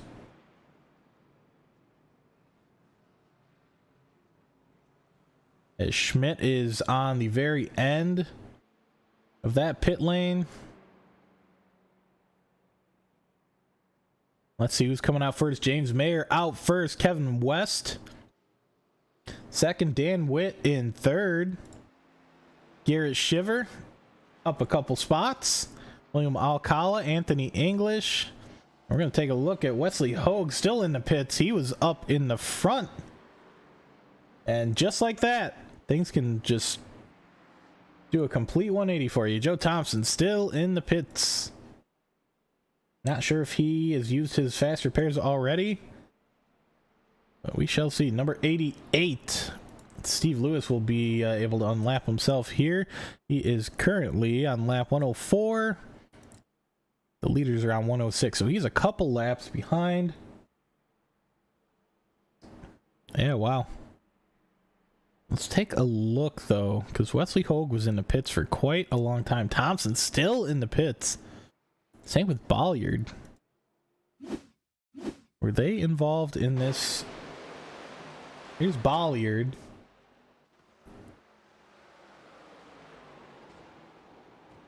Ooh, Bolliard going down low. Doesn't look like it, but he dropped back quite a bit. And he was in the back, though. Seabrams gets through okay. See him back up front. Lights are still on the pace car, so we will go over to who had fallen down. Hogue. Hogue fell down quite a bit on that incident. So let's see what happens to Hogue here. Ooh, yeah, a little bit of damage. So he might have had, you know, a couple second optional repair in the pit lane there. Smacking some fenders. They probably banged that fender back out. Took a few seconds to do that, but you don't want to use a full fast repair on that. So he'll take a couple jumps down. They have a couple more in the pits. Rick Seabrans comes in. Foskey comes in. Mann in. Bolliard in. Skoski in. Who's going to win out on this one? We have 83 of Skoski. He is a lap down. We saw him up front for quite a while. His race has taken a turn for the worst. Coming to the end of the pit lane, out of turn number 2.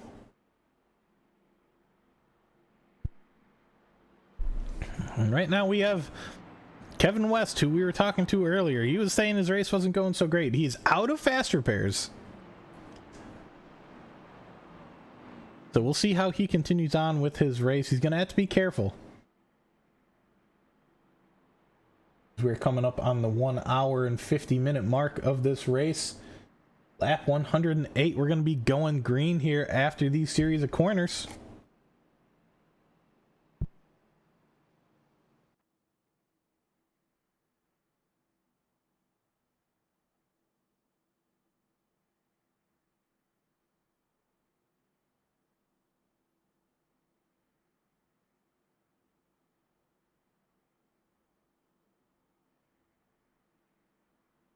And we'll keep our screen clear. James Mayer coming to the green flag in just a moment. There goes our pace car. They're coming to the start zone. Mayer is on it. He doesn't get nearly as good of a jump as you would like to on that inside line. It looks like we might have Kevin West taking our lead here, and yes, he does. Kevin West getting a good push from number 23, Garrett Shiver.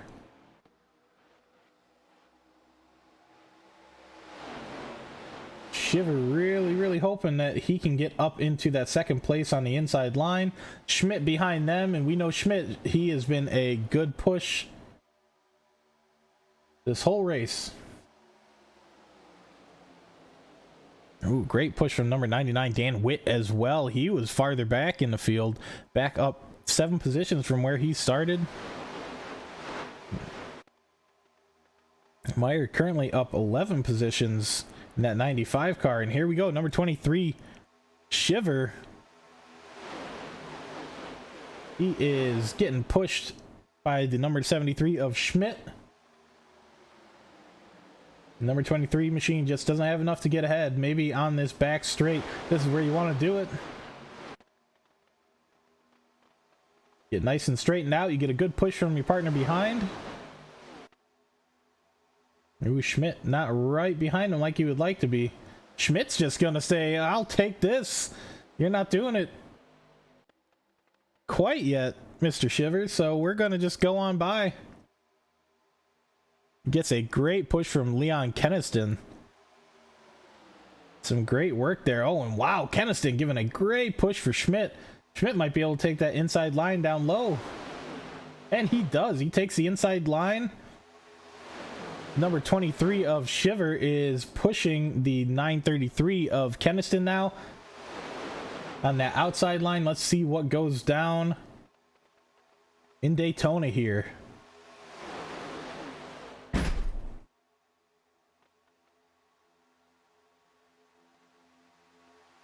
As we have 2 groups. Didn't quite notice that because we had some great action going on up front, but we have a secondary group that is about 4 seconds back, led by TJ Floyd, who was the cause of that last caution. And I'm not sure what happened to make these guys go and do their own little thing here, but our leaders are 4 seconds ahead and pulling away ever so slightly, hundredths of a second faster than these gentlemen back here. But our lead group, number 933 Keniston, is now up in front of Schmidt. They're still waiting for that number 23 car of Garrett Shiver to try and get his way down into the bottom line, but the bottom line is number 23, he seems to just be getting passed up on that outside line, not getting a great push from the number 20 of Jason Stevenson.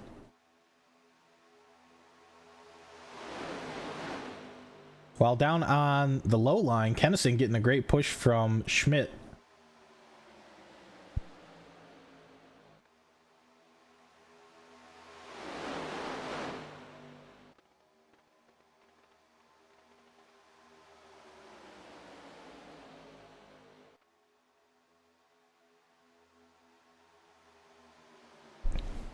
And I do apologize for my short breaks in between some of the action here.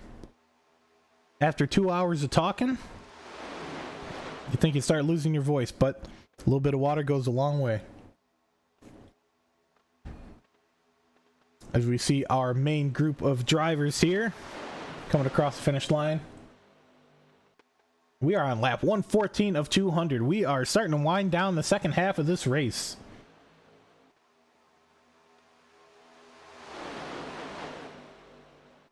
Now let's see where that second pack is with TJ Floyd and company. Looks like Sieberts is now the leader of that pack.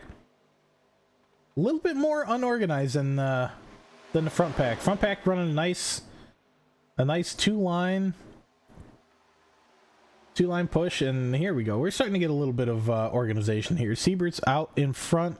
Or Sebrin's out in front. Oh no! in our backpack here, we have a collision. Looks like Mark Mann getting into it with Jalen Jarrett and Don Ashton. The yellow flag is out. I'm not so sure that Jalen Jarrett has that many. Yeah, he's just gonna reset. I'm not so sure he has any more quick repairs left. He's been in the pits a couple times here. Jason Stevenson leading our race. Yeah, that was just not ideal.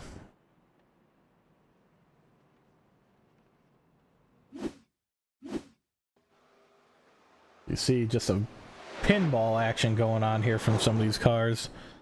Thankfully, this is a sim because we would be having some injuries in this race.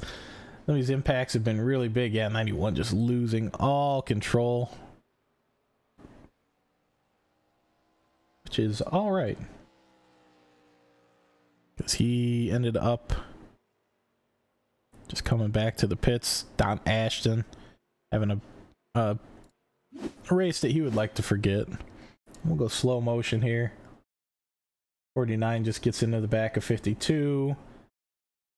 Slows down number 04. 91 getting in the back of 04. And that is that. And we have our leaders coming into the pits. Garrett Shiver up front has a big gap to Joey Schmidt behind him. Ooh, let's see. Shiver had a bad pit entry. Oh, number 5 of William Alcala. He goes past his pit. Shiver's still trying to get his pit entry. And Shiver's going to drop back quite a bit. Joey Schmidt already out of the pit. Stevenson coming out of the pits. Mayer out of the pits. Thompson. Wesley Hogue making up some spots there. Anthony English. Kevin West. William Alcala. Dan Witt in 10th.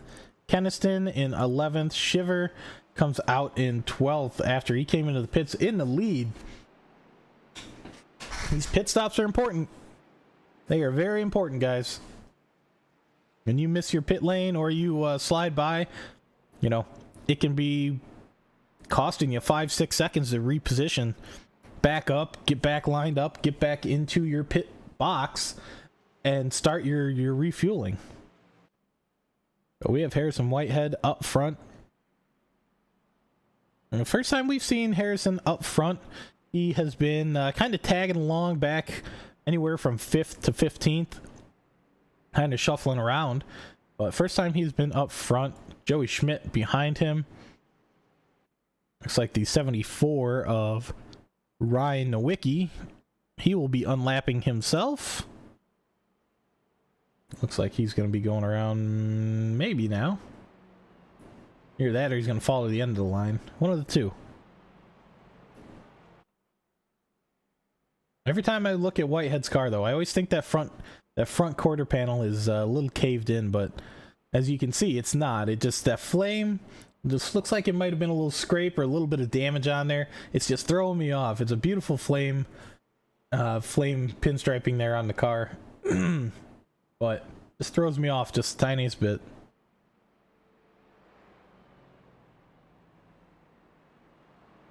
You can see a couple cars coming out of the pits. Foskey's in, Seabrins is in.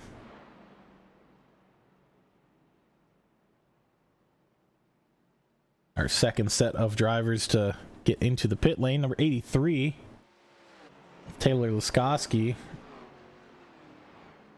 It's still in there. Seabrins coming out. Kevin West ahead of him. Jason Foskey behind in the number 3 machine.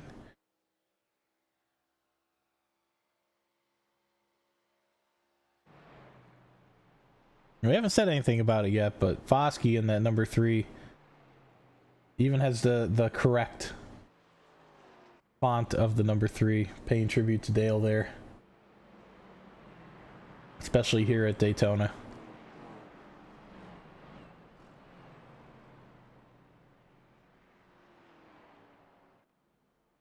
As we go back up front, We got Joey Schmidt. On the outside line, we have Harrison Whitehead. On the inside line, Whitehead 14 positions up, Mayer 11 positions up, Stevenson 15 positions up. So we are really looking at some of these guys that qualified back near, 15th to 20th. And they're in the top two lines of our race. 17 positions up for Anthony English in 7th. We're looking at some big risers here. Joe Thompson's down 4 positions, but he's in 6th place, so actually 5th. And then Joey Schmidt, obviously our pole sitter, he is stuck around up front this whole race, but he isn't the one that has control. The number 77 is, as our pace car comes into the pit lane here. 77 is going to get on that throttle right away.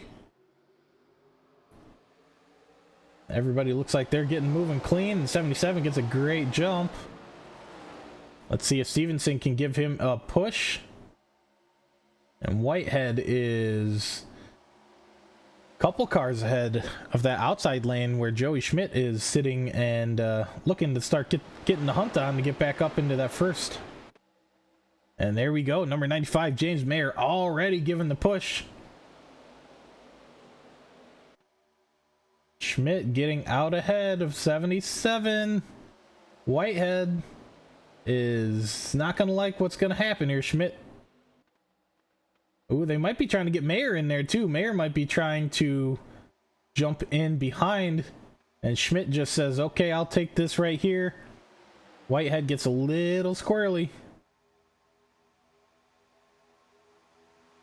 And Whitehead's going to have to push Schmidt now. So then Mayer doesn't get ahead of him. Mayer getting a great push from the number 38 machine of Wesley Hogue. Hogue having some bad luck early on as well, but sitting up here in 4th position currently.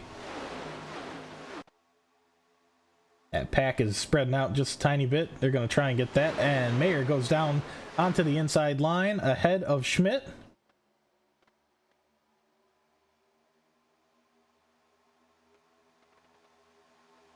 And here we go, Wesley Hogue giving a good push too. Lap 120. We still have 80 laps to go, but you want to be in the best position as early as you can be, and then just hold on to that spot for just as long as you can.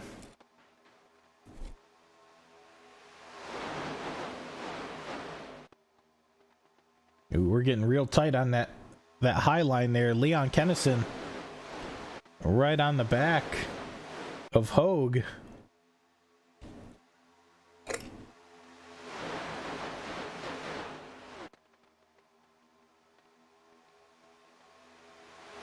I'm getting a tiny bit of separation here between some of the drivers. 77 of Whitehead falling a little bit back behind Schmidt.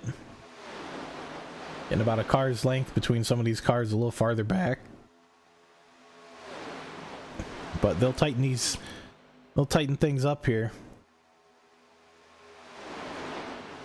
The big question is, when do these cars start to go 3 wide? When do you say, hey, I want me and my teammates to be up front. I want to be there at the end. And wow, what a good push by Schmidt there on Mayer. Just keeping Mayer up front.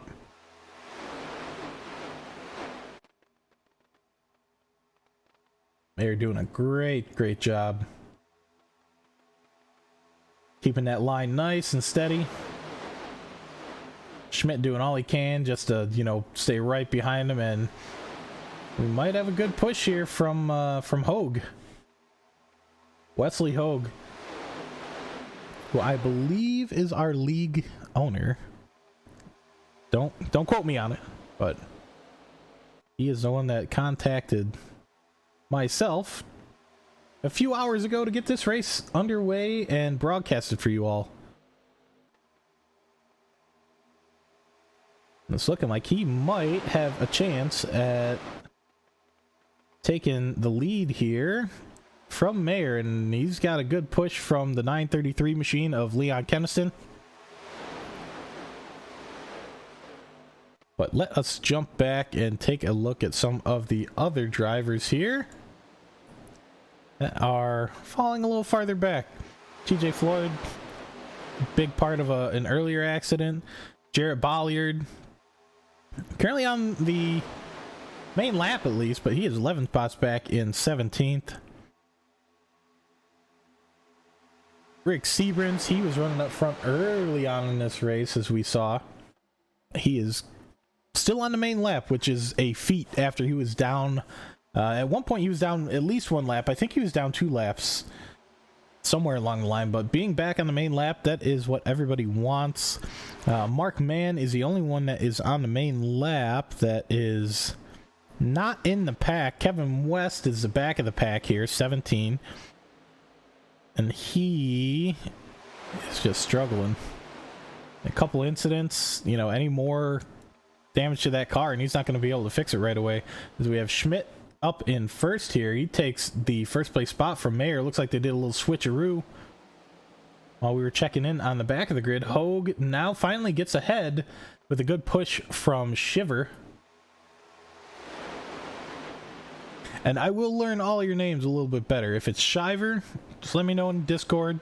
I'll get it right on our next broadcast. But right now, it looks like it's spelled Shiver. So Shiver. He is pushing to get ahead of Hogue himself. But Schmidt doing a good job to push Hogue and keep him up front. Hogue, once again, he is looking for a win he hasn't had in a long time. Let's see if Schmidt can keep pushing him, and let's see if he can keep this position. If we know anything about Daytona, these positions are going to change another 20 times before we get to the end of the race, which is only 75 laps away. But while we wait, we're going to take a short minute break here, and we're going to turn the volume up and let you guys listen to these beautiful cars.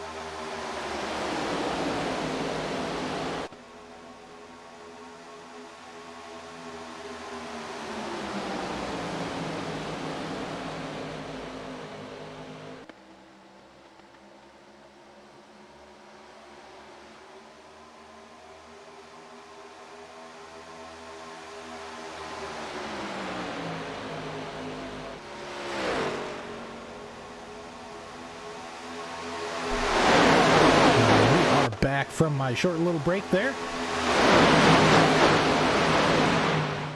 We're going to turn these cars back down to normal levels. It's always awesome hearing these cars go around Daytona. We are going to have a lapped car coming up here in just a moment.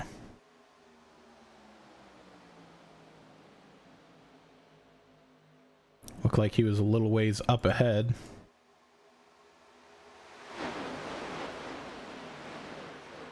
Not sure who it is that's out on track that's a lapped car.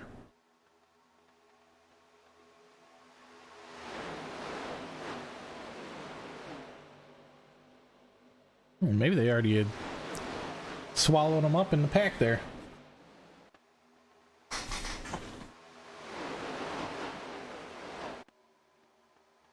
We have a Let's Go Harrison.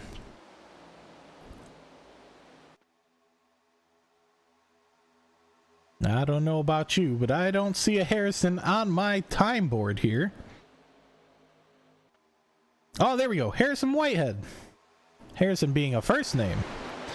Let's go, Harrison Whitehead, number 77. He had the lead at the beginning of our last green, and he's holding steady up there. We've had a couple cars shuffle around, getting up front on the outside line. Having a couple cars here. Schmidt and Thompson. Ooh, somebody up into the wall. That happened to be Anthony English, who was touching the wall there for a second. Not sure, but we'll go back up. Shriver takes the lead from Hogue. Gets a good push from the number 5 machine of William Alcala.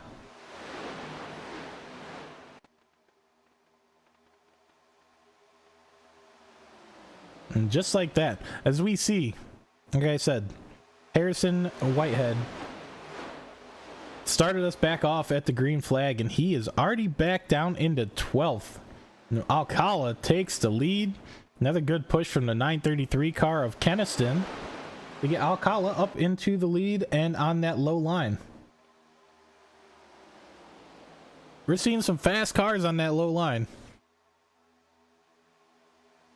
Ooh, and 23 jumps up to 933's push. Oh, doesn't want to get too close to number 5 with that much momentum. Don't want to cause another big one here.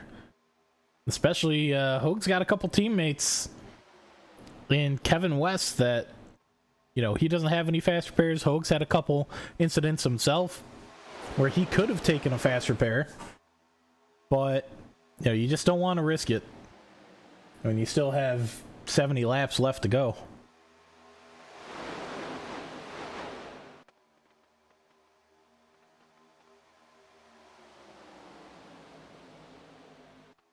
That number 23 car staying on the outside. Garrett Shiver not able to retake the lead here from the number 5 machine. Alcala will hang on for another lap here.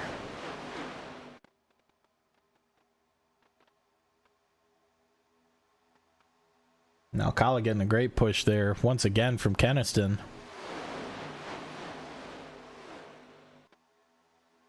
See if he can get in front of the number 5 machine. Does not look like it here. Oh, really trying to push Alcala.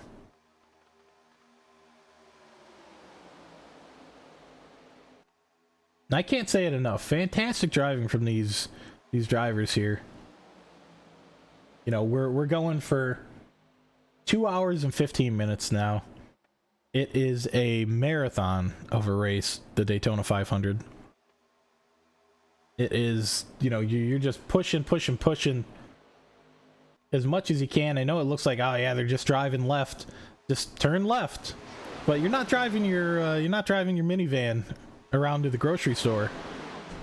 You're driving a car that has upwards to 1,000 horsepower going 200 miles an hour around a track every minute, and it is just unbelievable that these drivers can, you know, do this. Even though they are in a sim, they're not in a car, they're not sweating nearly as badly, but some of these drivers, they have the full simulation. They got, you know, the wind sims, and they got you know, these big direct drive wheels, and the really expensive pedals that, you know, they're pushing back on you. You're having to push.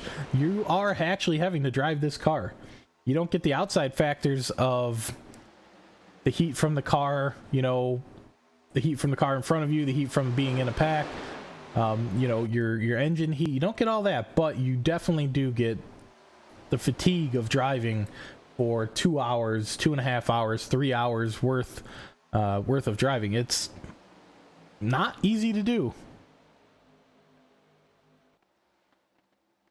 Especially at a level like these guys are. I mean, they're keeping everything nice and clean.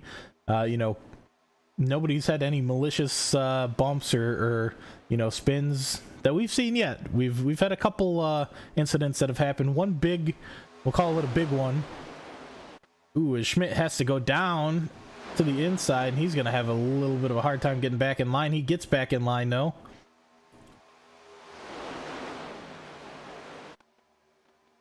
Schmidt. And I don't know if he just had too big of a run on Hogue. It looks like he might have again. But he just kind of threw himself to the inside, down beneath the yellow line to make sure he didn't run into the back of the 38 machine. And in the chat, let's hear who you're rooting for. We've gotten a couple. We've gotten some Alex Giffen fans, some Wesley fans. We've also had a Mark Mann fan and a Harrison Whitehead fan. So who are we cheering for out there in the chat? Let's hear it.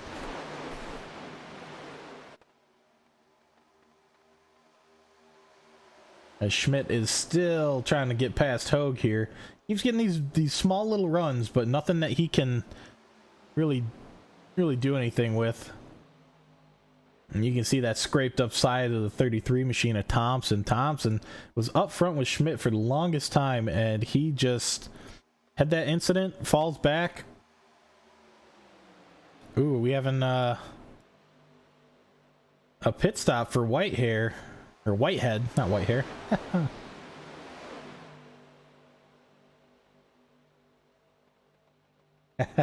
You ain't gonna get me there, Blair.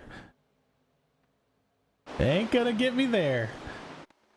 Garrett Shiver takes the lead of the race on the outside line, fighting Alcala.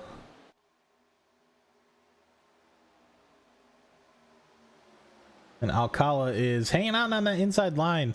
Hogue doing a great job to just keep right on the bumper, as we should see a few more cars coming in for a pit stop here, I would think. You see a couple more cars shuffling down to the inside. And here is a very slow car. Ooh, and there we go. Schmidt caught up. Oh, some cars flying through the air. That was Giffen, I believe. Schmidt.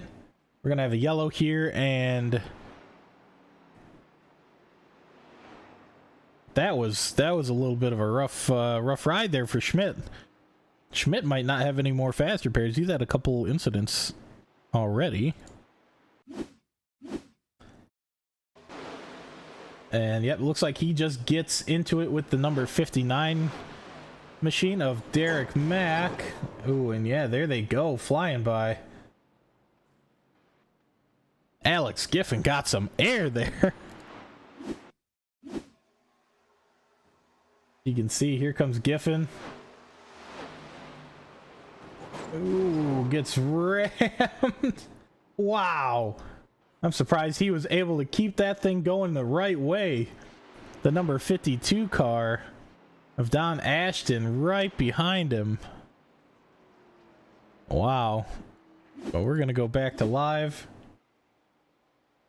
Jump to Alcala, who I could only expect comes into the pits here. Drew Cook in the pits, Alex Giffen in the pits, Don Ashton in the pits. But let's see if Alcala comes down, if Hogue comes down. Right now, we're starting to get close. 60 laps to go. You want to make sure you have... well, I think we were able to get 27 to 28 laps out of a full tank here, so you're still going to have to pit twice. If you really fuel conserve, you might be able to get to the end, but you would really have to fuel conserve for a two-stop. Either that or wait until our pace car goes in, or is about to go in. You do it on the last possible lap, because it's come down to that point to where we're going to be. Yep, there we go. Where we're going to be really struggling to get to the end if we do this stop and one more stop. Let's see who comes out in front. Alcala comes in first. Oh, gets a little bit more speed than he does. Ooh, wow, and Shiver has more speed than all of them. Oh, gets in good. Alcala gets in good. Shiver. He's in. Alcala off first. And Whitehead elected to stay out there. Not so sure what he's doing. But Alcala, right there. in first. Mayer comes out second. Thompson in third. So I'll have that inside line right behind the leader. Keniston in fifth. Hogue in sixth. Shiver in 23 machine out in seventh. Schmidt, not a bad recovery for Schmidt for, you know, all that went on there. Schmidt came out pretty good. Sebren's in ninth. Mack in 10th. And let's take a look again to what happened here to Joey Schmidt. And there it is. He gets turned by the 59 machine. Gets kicked around quite a bit. Cars flying everywhere. Yeah, that's probably going to be the end of the race for a couple cars. Ooh, and there goes Schmidt. Ooh, gets just trying to get back to the pits as quickly as he can and back in line. Let's see. Lights are still on, so we can still have a few more cars come in. My bet is that these cars are going to have a better chance of getting to the end on one stop, the cars that are coming in this lap, than the cars that have already pit. We'll see how it plays out for everybody, though. So much that goes into strategy each week with these guys. What laps are we pitting? How long can we go each lap? Oh, Likoski's still in. And there we go. Mack coming in. Floyd coming in. West, Foskey, English. Likoski's already in. He's leaving the pit now. So let's see how this set of cars comes through. Mack in the pits. He's our first one in. Let's see if he can be the first one out. And he is not going to be, as Floyd takes the first spot out of the pits there. Kevin West gets back in it. He looks like he is not too damaged up. A little bit of muck on the front of the car there. Ooh, he might have a damaged. Is that his undercarriage damaged? It almost looked like he had a sway bar underneath. That was a little misaligned, but that could just be how it's set up. But Darren Mack behind him, didn't lose too many places. Foskey behind him, English, and Bolliard coming in hot, getting back on this main lap here. Lap 141, and we're going to be going green. Man trying to catch up as well. Steve Lewis, he is in the pack, but Man is back on the main lap. William Alcala leads us. Or actually, Whitehead leads us. Alcala's on the outside line.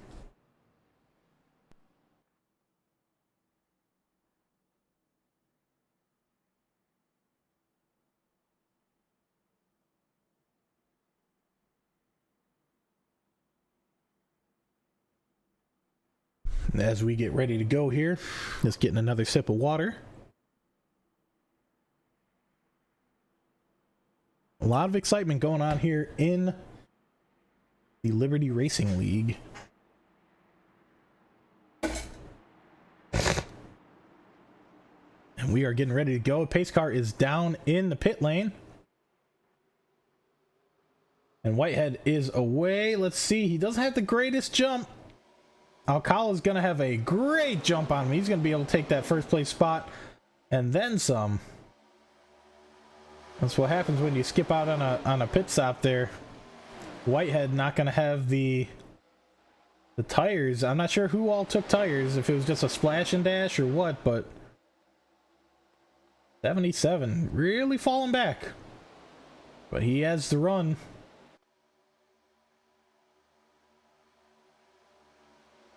$77 doing a great job sticking with him, but number 33 of Thompson is able to get into the lead ahead of number 5,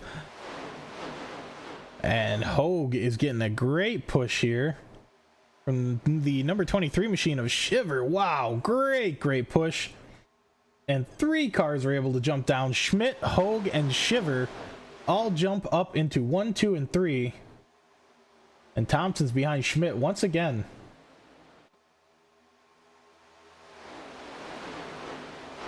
And Hogue, wow, Hogue. I don't know if he took tires and nobody else did, but Shiver right behind him.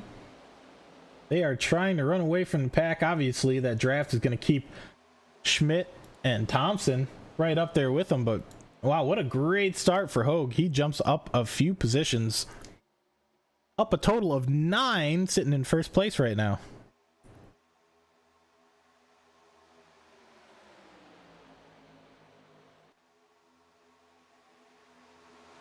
Ooh, getting a little squirrely there is Hogue. He looks like he might have touched that inside apron just a tiny bit, and Schmidt up top. Thompson, a little bit of a blink there. We might have a little bit of a connectivity issue there for Thompson. Blinking again and again, and that is going to be a problem for the number 20 of Jason Stevenson. He is not going to know where Thompson is on the track. And yep, there we go. Thompson, he's there, he's gone, he's there, he's gone. He's doing it again. That could pose a problem. You see all those the sparks hitting from where his car is supposed to be. And yep, Thompson is gone. Nope, he's there. I'm not sure what's going on with Thompson. He might be there, he might be gone. He's a ghost at this point. All I know is Wesley Hogue is up in first, getting pushed by Garrett Shiver, and that top line is struggling because of Thompson. Thompson just having those issues with connectivity. Schmidt holding in there just fine because he's in front, but the number 20 can't get close. And the number 99 is going to surpass both of them right now. Schmidt is just hoping. There we go. Thompson seems to regain his connectivity and is getting right up behind Schmidt. The number 20 car can get right up behind Thompson, but Stevenson's going to have a hard time if he starts doing it again. That's going to really affect that top line. A great job by Wesley Hogue, Garrett Shiver, and Joey Schmidt. 3 of them made a great, fantastic move. Sound like Donald Trump. A great, fantastic, the very best move that ever was made on the leader of the race. And right now we're going to check back in. Whitehead back into 10th place once again. He made a move to stay out, and it didn't pay off for him. He's back in 10th. He's holding on, but I don't think he's going to have the push to be able to really, make a push at the end unless he takes tires on this last stop here. We should see cars come in around that 170 mark. If my calculations were correct on how many laps these cars can do, around the 170 mark is what we're looking for. Probably want to push that a little further to make sure you have enough fuel, but I'm not so sure some of these guys are going to have a full tank of fuel.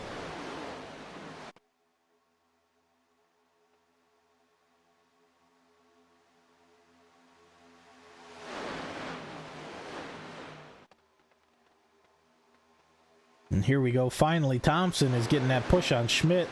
They're trying to get to the outside here and give a good shove to get past Hogue. Hogue holding that inside line with Shiver right behind him. Thompson, one of the best pushers that we have seen all day long. The other one being Schmidt, who's in front of him, so they know how to work as a team, and we've seen them work on that outside line. On that outside line to give themselves the edge. And here we go. They might be able to push. Not enough. But it might happen here. Schmidt is getting almost there. Hogue is just holding on. Shiver really pushing him. But I think Schmidt will eventually take this place from Hogue. Hogue hunting for his first win in quite some time.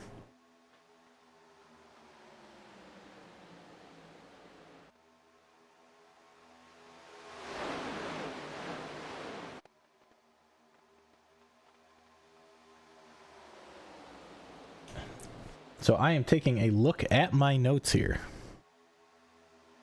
just so we can get in perspective how different this season is than last season. Mark Mann was back here in the 04. He was our season winner last season. He was our driver's champion. And from what I hear, it was by a long shot. very dominant throughout the whole season. And they're planning to do so this season. That is Alliance Motorsports. And our guy that's up in front here, not so much anymore. He's getting past Wesley Hogue. He's gone a year without a win. He needs to get back in that win column. Especially, it'd be a huge statement to do it here at Daytona. Win number 1. Get those 2 extra points for the playoffs. See if he can do it today. But Schmidt and Thompson both jumping in front. From what I've heard in my notes here from last season, you know, the Alliance team was the team to beat. And if we look at our teams here,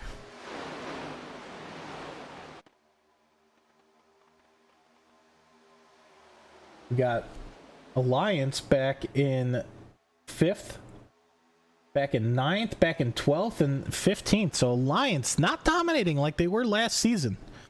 It's always good to see a mix-up in the order here. Joey Schmidt, Stevenson, Thompson, Floyd, Hogue, Mayer, they all seem like they, they're fighting for that top.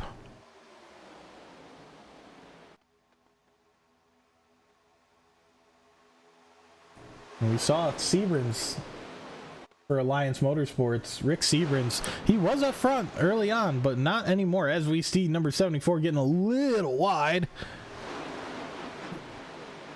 Number 74 is Ryan Nowicki. He is a lapped car. He's trying to just keep up with the pack so he can unlap himself. Doing a good job of keeping up. He can unlap himself, he's got a good chance of making a fight, but you never know what's going to happen here. For my guess is we're going to have at least 2 more cautions, depending on how rules are set for the end of the race. If we're going green-white caution, or green-white checkered, green-white caution seems to be the way to always go in these races. But green-white checkered, how many times we'll end up doing that will determine how many more cautions we have throughout the race. But checking in with some of our drivers farther back, we'll pop our drivers' names back in, pop the team's graphic down, and we'll go right on over to a battle box, which the battle box gives you quite a bit of info.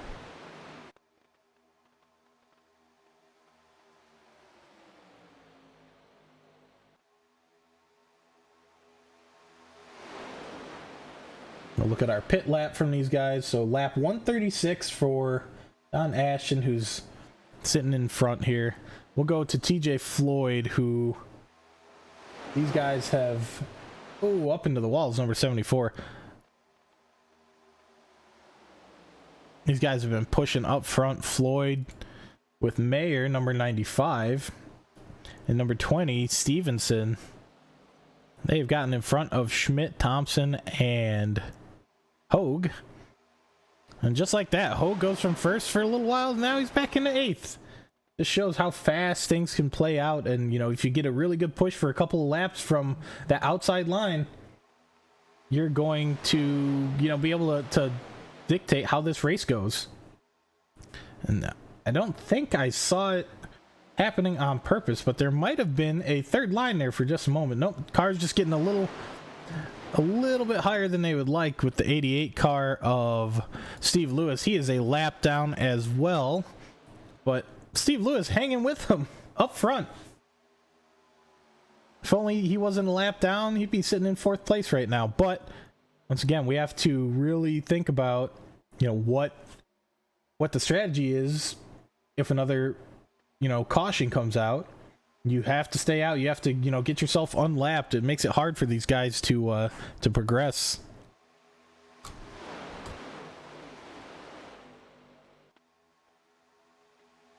You can see these cars just getting real dirty.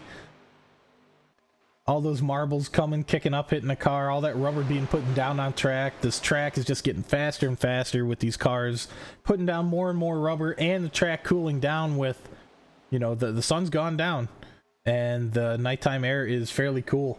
So we will see these cars just getting faster. a little bit more grip. These drivers are able to make these tires last longer in these nighttime races. As we hear a car come flying by fairly close to us, that is Ryan Nowicki leaving the pits. Don Ashton leaving the pits. They're going to have to pit one more time at least. Floyd and company coming up behind them. Yep, and they pass him nice and easy. The one that won't be so hard, or won't be so easy to pass, is Ashton, who is up ahead of the group. And wow, that's switching over from one car to another. You see that group of cars is barreling down on Don Ashton here.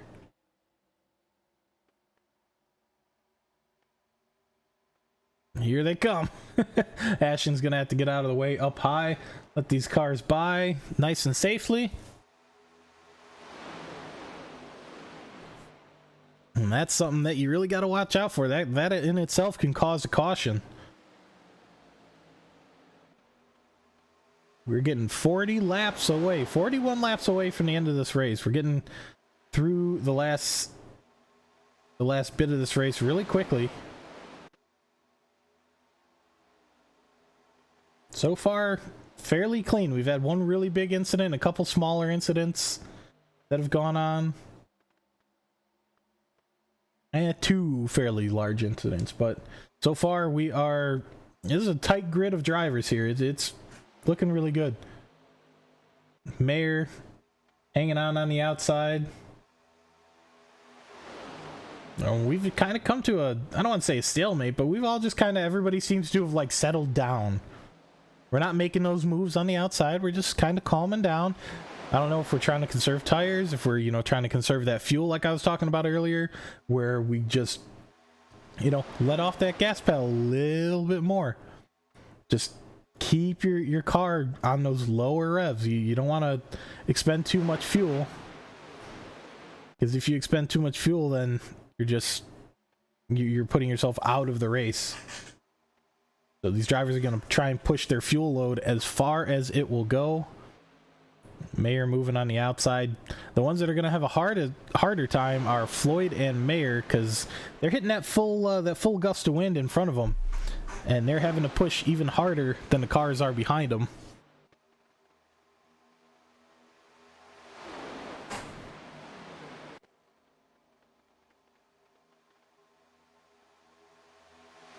And as we see, only a handful of cars in that outside lane.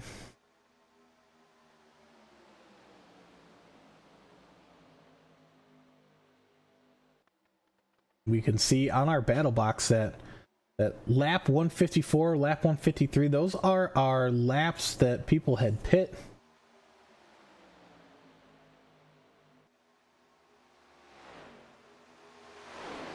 Ashton is pit at 153. That actually might be able to get him unlapped just with that strategy alone. If he pit at the right time to be able to push his car, it might be able to get him unlapped. Ooh, and we have a car up top who is struggling to let these cars by.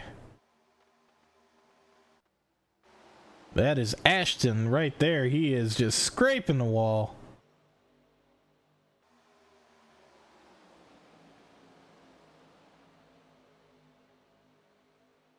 Wow. Ashton was just trying to get out of the way. And he just got a little too close to the wall, and that just, once that wall grabs you, that rubber from the tires grabs the wall, it pulls you to the right.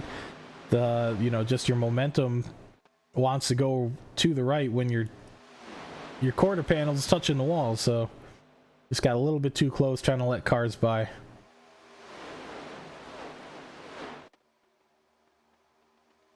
And Floyd still sitting out in front. Like I said, we've kind of had a settling down of most cars. Jump back. Hogue still sitting in around that 8th to 9th spot. Max sitting back there, 59, involved in a couple incidents today. We'll jump back to Kevin West. He is on the main lap, but he is, just trying to keep it clean, just trying to keep things, nice and kosher. Oh no, and we have number 79. That is Bolliard. flying down into the grass. I'm not so sure that it triggered a yellow. Let's see what happened. Bollier gets into it with the number 99 of Dan Witt.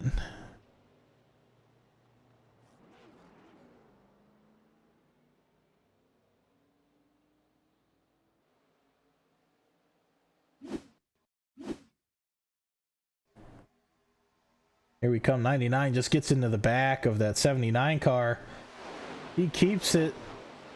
Wow, what a spin. 99 keeps it on track somehow. Bollier getting his car moving again. And the 43 just gets up high. Let's jump back live with our race leader here. Bolliard might be out of this race because of that. Bolliard and Witt both 10 seconds back and 20 seconds back from the nearest cars. And Osborne is farther back because he was trying to avoid. As we have Mayer out front now. He gets ahead of Floyd, number 88 of... That is Steve Lewis. He is a lapped car, and he is leading the outside line there. Just really, really hoping that he can get himself unlapped.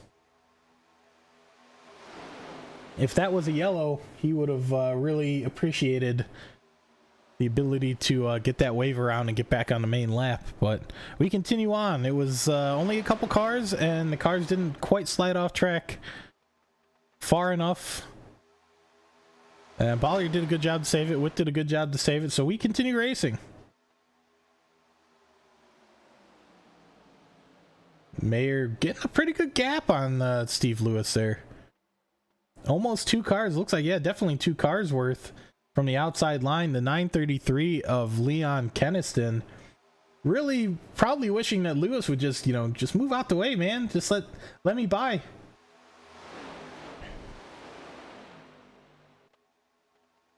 And Whitehead has gone into the pit lane. He might be on a scheduled stop, but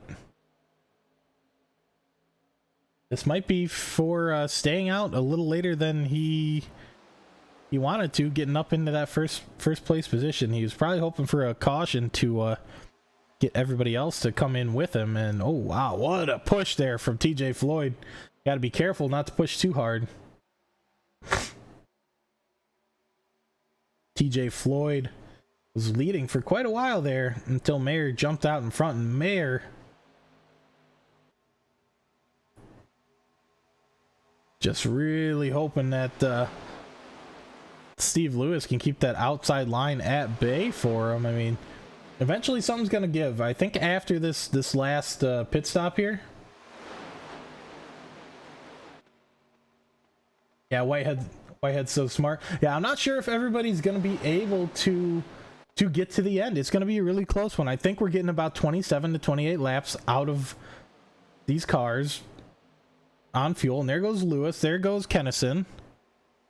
And there goes Shiver. And here we come. Couple cars down in the pit lane. Ooh, that was really quick. TJ Floyd might have a slowdown after that. Jason Stevenson coming in. Let's see if we can't get some speeds.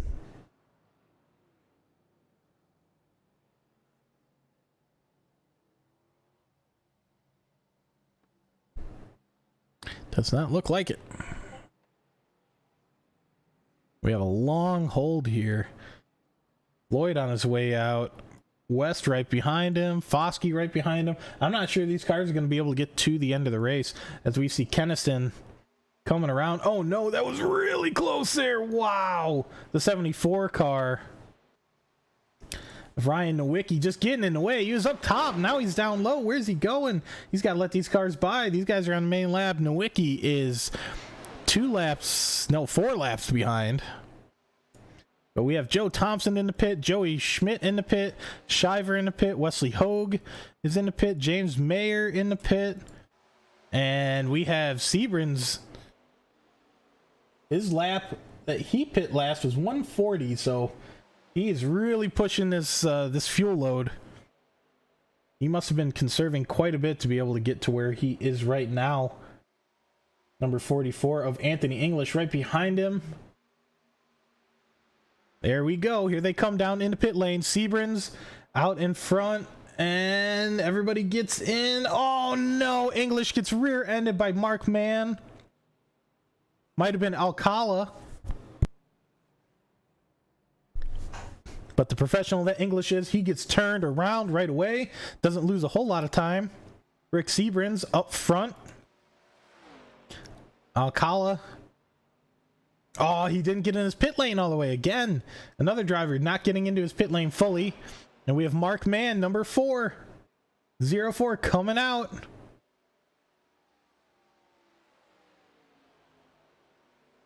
And this is going to be close. 29 laps these drivers have to go on this fuel load. And they are going to be cutting it close. I think we just had 28 laps on the fuel load that we just did. So we're going to see. Oh, and a yellow. We have a yellow flag. This is going to benefit Mann, Sebrins, Keniston, English, Mayer, Hogue, all these drivers that are currently where they're at. It's going to benefit these guys enormously to be able to conserve fuel and get to the end of this race without any concern. Wow, what a timely yellow. Let's see what happened. Something with Joey Schmidt. Jumped the pits there. He's damaged. Let's see if we can't go back a little bit further. Oh, there it is. Schmidt gets tagged by Lewis. Oh no, Lewis being a lapped car, that's gotta hurt. That's really gotta hurt Schmidt. Lewis up ahead. Laskowski. I think he was able to avoid that, but yeah, that is an unfortunate event there. Let's watch. He gets tagged. Number 8 as well gets into it. Drew Cook. Let's see. He is able to save it. There we go. But what an untimely yellow for some of these drivers. Very beneficial for a few more. Whitehead, a lap down, it would seem.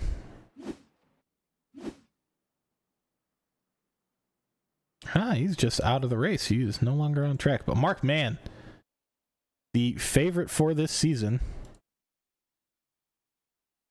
I've lost my camera on him. There we go.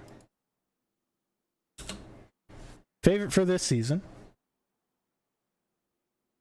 Whitehead's power went out. What an unfortunate turn of events there. That is really rough. And here we go. Down into the pit lane. Everybody's going to do a splash and dash. Let's see who can come out in front.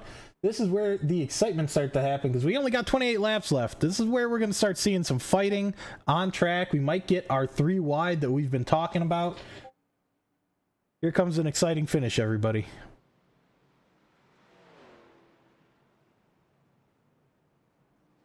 Is going to be whoever gets out of this pit lane first. Alcala stays out. He is in first. Mark Mann comes out of the pits in second. Keniston in third. We got Sebrins in fourth. Mayer in fifth. Thompson in sixth. Hogue seventh. West in eighth. Shiver in ninth. Nebel in 10th. Foskey in 11th. English in 12th. Witt in 13th, Osborne 14th, TJ Floyd in 15th. That's a big drop from leading the race only a few laps ago. Darren Mack in 16th, Drew Cook in 17th, who was caught up in that wreck, and Jarrett Bolliard all on the main lap. Stevenson still on the main lap technically, but he's a little ways behind. Laskowski, he is a lap back, and the rest of our drivers, Steve Lewis, Ryan Nowicki, Joey Schmidt, who is still in the pit lane, Harrison Whitehead, Don Ashton, Alex Giffen, Jalen Jarrett, and Ryan Honeycutt are all sitting back, relaxing. And once again, sorry for having to jump onto the iRacing UI for just a moment to get my cameras back there, but we don't have camera control I'm not sure why, but we are making do with what we got. Normally I'd be coming at you with some in-cars and some cockpit camera views and, you know, all sorts of stuff, but anybody else gonna come down pit lane? Nope. Gonna give the old head fake there. No, we got Alcala coming down.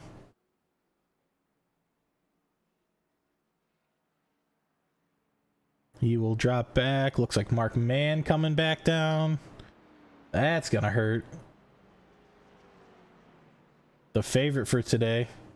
Just a splash and dash. Alcala getting out of there. Getting a good, nice little tire warm there. Bosky misses his pit lane. Dan Witt misses his pit lane just the slightest bit, and they get going together. Anthony English up into 12th, getting going. Leon Keniston leading the race, 12 positions up from when he started. James Mayer in 4th, 10 positions up. Mayer actually in 3rd. He'll be starting on the inside line. And right back up from where we once started, Rick Seabrans. Seabrans was up front for the longest time. Hung in there. I think he was a lap down at one point. You know, and somehow has found himself on the front row with what's going to be 26 laps to go. Compared to the rest of the race, 26 laps is nothing. This is going to be exciting, everybody. I'm going to get myself a drink of water while we come to the final couple corners here. Be right back.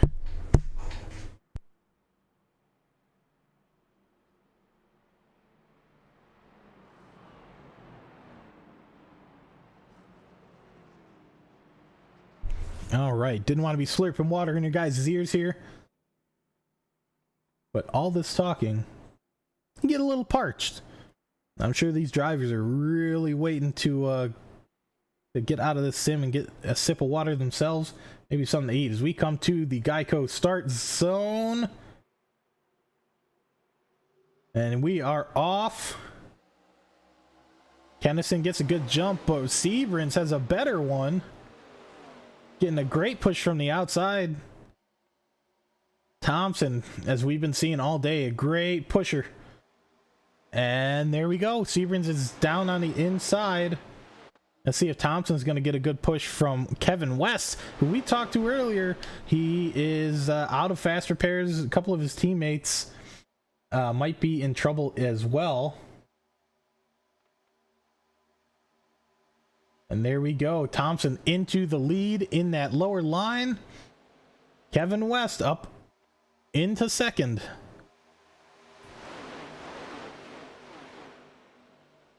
And here's a car I have not seen all day. I haven't seen this guy all day. Ambrose Niebel. Niebel is up into 4th place here. 3rd place, actually, at the current moment. But Niebel is, you know, really pushing. He's been in back all day. He's up 16 spots from where he started. So we're going to see if these guys can hold it all the way until the end. We know the answer to it, though. The answer is more than likely not. We're going to probably get one more caution at least, if not a couple more, because once we get to about 15 laps left, 10 laps left, we start getting real chippy.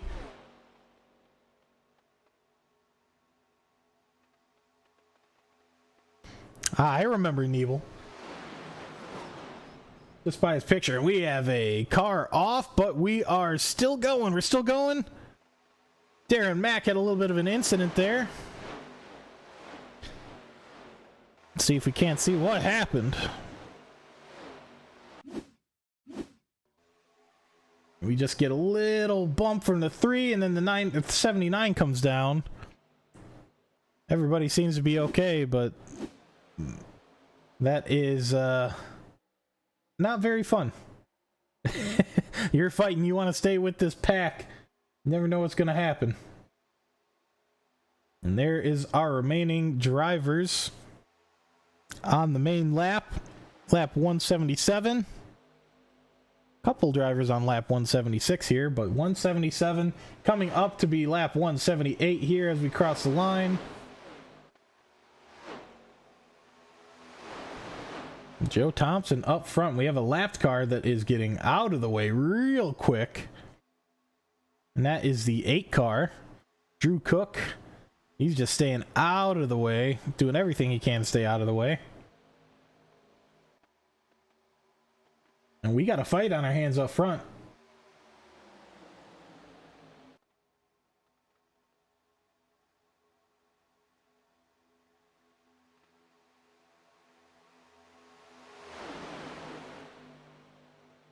Kevin West holding his own after talking to him halfway through the race.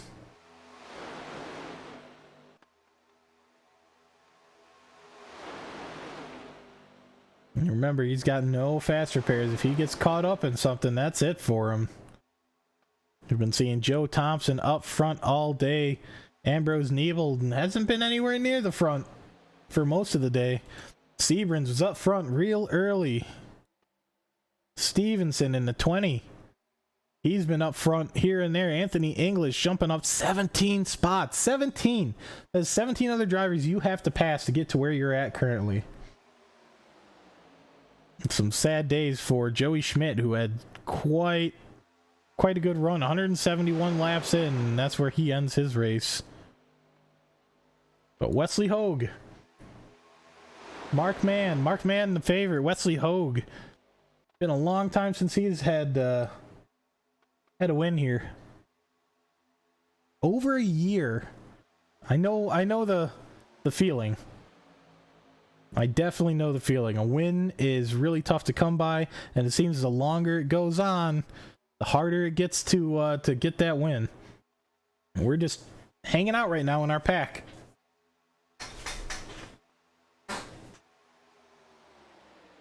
Nobody's really fighting quite yet. We are down to 19 laps left to go. We're on lap 181.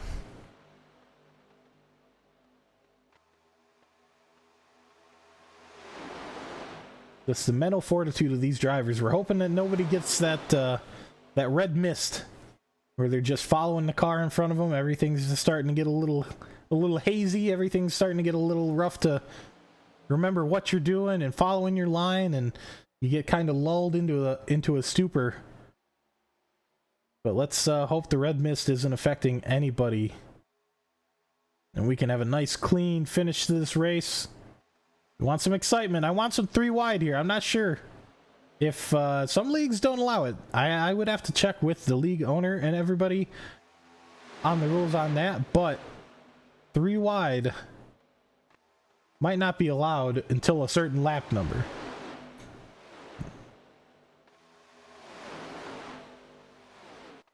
And got a couple cars falling off the pack. And that looks like that is Darren Mack leading. Yep, that was the couple of cars that got into the incidents. Bolliard and Whitehead just trying to keep up with the pack. Whitehead trying to push Bolliard back up to the back of the pack here.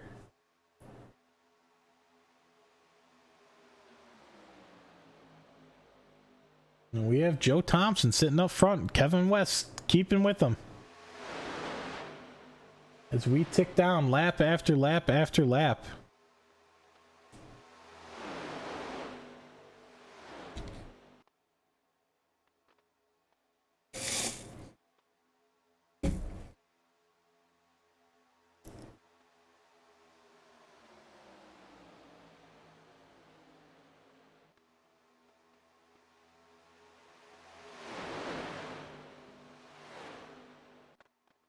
And right now it's looking like we're getting a little bit of shuffling. We have a third car in the middle there. Not sure if that's an attempt to go do a 3 wide, or if he's just splitting the middle in the middle of the lower and upper lines here. And we do have one driver. See, like, we're having some people go a little high. Number 5, William Alcala, going up into a third line. He might be hoping somebody goes with him, but I don't think anybody's going to jump up there quite yet. A lot of these drivers just want to hold as long as they can. We've had a little bit of a stagnant top 10, top 15 for the last probably five laps or so. Ooh, maybe a little touch of the wall from, who was that? Was that Floyd? No, that was not Floyd. Oh, there we go. Knew something was gonna happen. We got TJ Floyd and is that Wesley Hogue coming together. And that is going to pull out the yellow flag. Here we go. Let's see what happened here.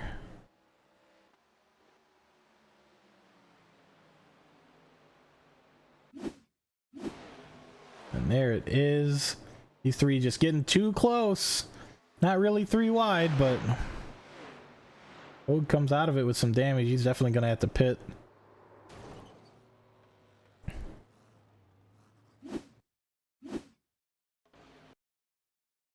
As we see, Mark Mann getting involved as well. Just smacking the wall there and then getting turned out into the runoff on the left.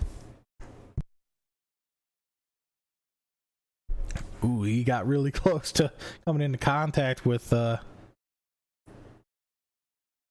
79 and the 77, but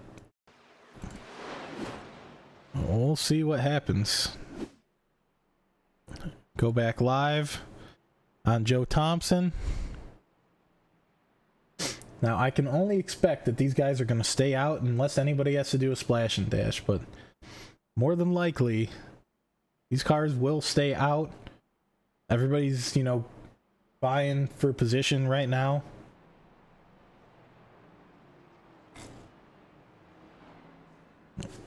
I couldn't imagine anybody comes in. As long as you can get to the end of the race on fuel that you have, you got to stay out. Tires are not nearly as big of a factor on Daytona, especially at night. It's cooler. So let's see if anybody has to get fuel. Fuel or damage. Ooh, and there we go. Kevin West throwing the dummy. It's looking like he's going to stay out. Kevin West right there. He's in. Stevenson's in. Hogue is in. That's probably more so for damage. Bolliard is in.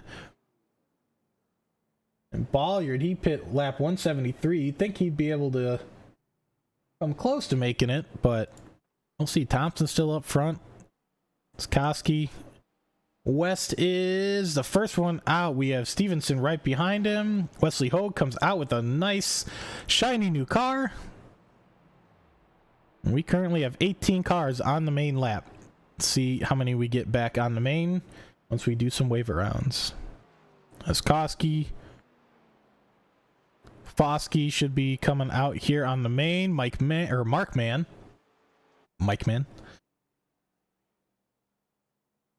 Starting to read these names all backwards. Mark Mann coming out. Sitting currently in 17th.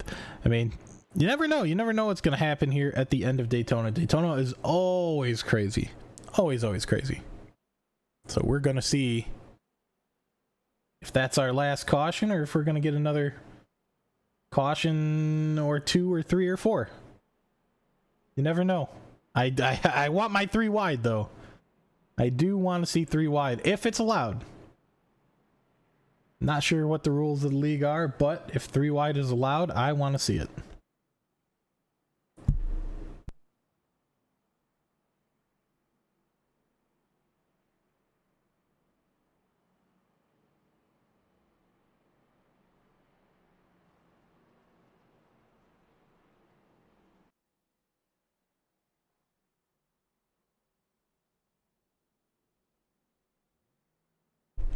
Jason Foskey right now sitting in the pits at number 3 car. He might not have any more fast repairs. We might be getting some repairs done, but he's gonna have to get moving here. That pace car is gonna be to the point to where it's gonna beat him, and there he goes. Foskey getting as much of a repair as he can before he is out of the pits. Beats the pace car. Pace car going to have no lights on, which means they're going green next time by. Oh, Alex Giffen, my man. So sorry to see that you had to pop out at lap 138. It was a little bit of a rough go for you. Glad that you're able to join the chat here. With 3Y being allowed, I fully expect to see it, especially with, you know, how great of a driver grid we have right here, being able to hold their own so long throughout this race. If anybody has a vote for driver of the day, please put it in the chat. Who do you guys think deserves driver of the day? We're coming up to the end of the race here. I'll try and tally up votes in the chat. As of right now, my vote would probably be just, you know, for consistency and, you know, dominance. Joe Thompson is on the top, but, you know, somebody just coming up from the bottom that hasn't really been a name too much is Niebel. Ambrose Niebel coming up right at the end here, keeping clean throughout the race. That 004 car.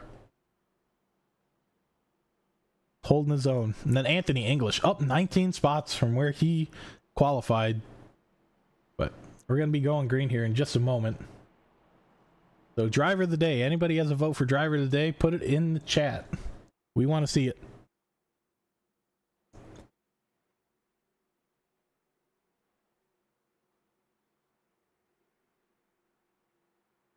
Down into the pit lane. Pace car goes. We come to the start zone and we are going. Joe Thompson gets a good jump, but Ricky Seabrins gets a better start. The outside line gonna be doing some work.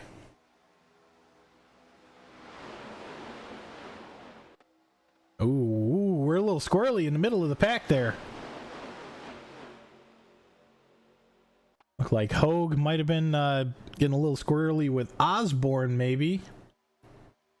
Maybe even Derek Mack. Yeah, Darren Mack looked like he was the one that was getting a little side-by-side with the 79 machine of Jarrett Bolliard. All on the main lap here. So we're going to hang on. Ooh, what a move to the top side. Joe Thompson jumping in front of Keniston. We come to the line, lap 190. We're on it. We got 10 laps after this. Here's where I expect to see that third line. Ooh, somebody up into the wall. Looks like the 74 maybe, Ryan Nowicki. Who he is having a bad day as well. Joe Thompson. Rick Seabrins leading the race. Rick Seabrins on the front, on that low line, getting pushed by Ambrose Niebel. Niebel, out of nowhere, it seems, in the last little bit here. Really having a good race. If I'm Niebel, I'm just hoping, you know, going up 16 positions, that I'm able to get some good points. Might not be a win in the end, but who knows?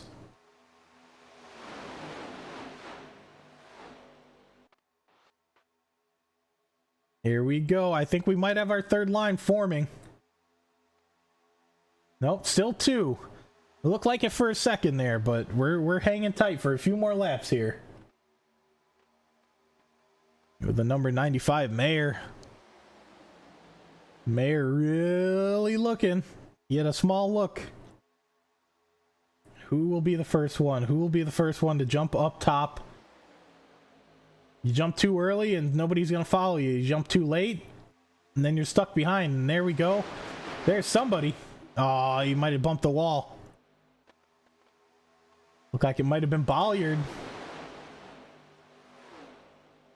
think it was number 79 Bolliard jumped up top for just a second. Might not have been on purpose, but there we go. There we go. There's the 3 wide. Mayer. He will be the one to make the 3 wide happen. Here we go. 8 laps to go. Mayer on that very top line. Middle line held by Thompson. Low line held by Seabrins. That low line seems to be the line that everybody wants to be on, and wow, we got 3 wide, maybe even 4 at some points. We're gonna see what these drivers are really made of here. Oh, and we have a yellow. What happened? Harrison Whitehead has crashed. I expected it, but I expected it up front. I didn't expect that yellow to be so far back. Let's take a look at what happened to Harrison Whitehead when that yellow was thrown.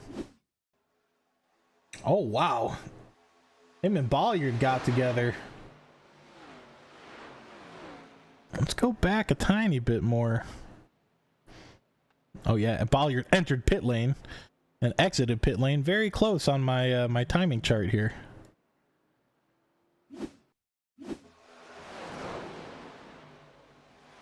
Oh, they went to avoid the wreck on the top side. Just wow, Whitehead takes Bolliard out.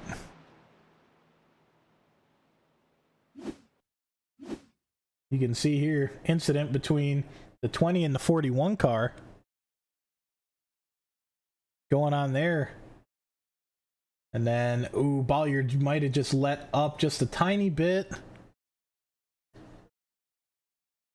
But he gets tapped by the number 3 of Foskey. And Bolliard goes into Whitehead. And they go flying off the track. That's a shame there. Sebren's leading.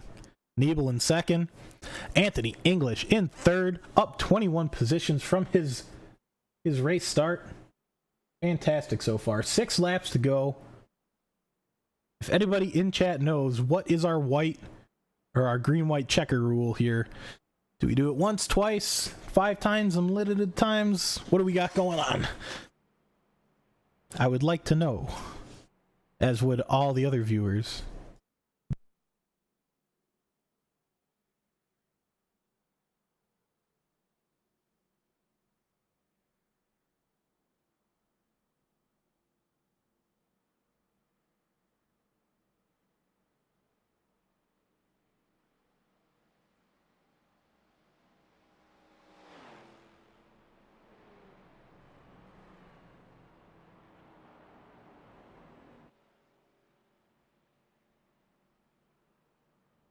Sorry, I was grabbing my sip of water. We have a little bit of time to go here. But in the chat, we have 3 green-white checkers. That's how many times we were able to do it. Let's see if we are if we're gonna have to hit that maximum of 3. With how the front grid was driving there, I think they're doing okay. I think we can get through. It was somewhere around that middle to back area. Just, you know, I think we're getting a little chippy and we're getting a little, you know, shovey, trying to make up some positions.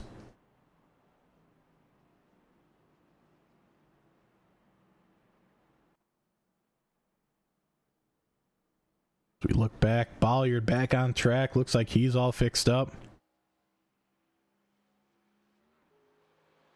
Osborne was near that crash. Stevenson was near that.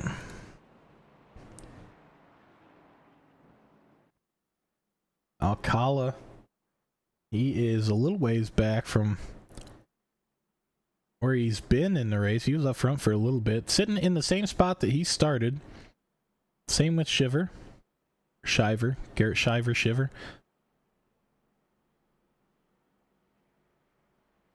But yeah, still, our big winners so far, Niebel and English. If they can hang on to these positions or anywhere near this, they will definitely be on the driver of the day list. We are lights out now on the pace car, so we'll be going green next time by. It's going to be exciting.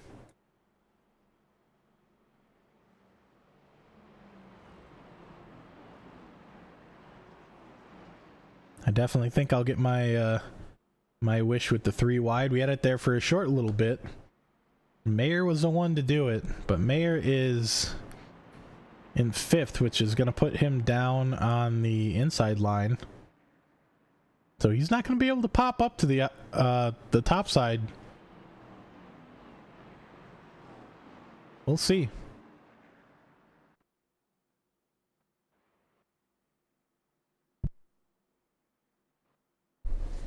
Sebrin's our race leader once again. He was early on, just hung on to the back of the pack, got back into it.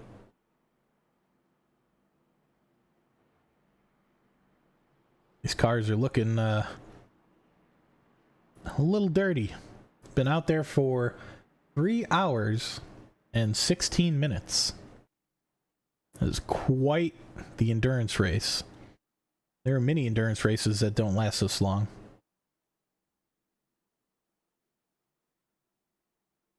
Do these 6 hours at the Glen, 12 hours at the Glen, 12 hours at Daytona, 24 at Daytona.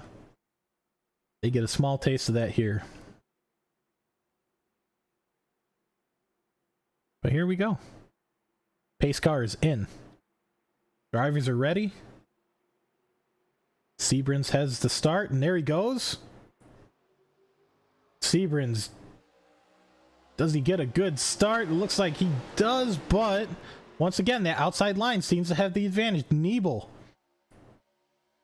gets a good jump. Nebel might be able to jump in. Ooh, a 99 pushes number 83, Laskowski, into the apron, and he is able to recover, but there's a lot of shoving going on back here. That might have cost some of these drivers a chance to get up front. Sebring still holding it. Lap number 197 here. Number 4 in front, number 44. Anthony English coming up on the inside. Oh, and there we go. Sebring's has turned. A big wreck. English gets by. West gets by. Wesley Hogue gets by. Lot of cars collected. Ooh, Darren Mack. He is collected. The number 23 of Shiver is collected. Wow, cars just trying to find their way back going the right direction. Foskey, he was collected as well. And what just happened here? People getting shovey. People getting real chippy here. Let's see. Wow, lots of my feed is filled with crashes. All right, let's see what happened.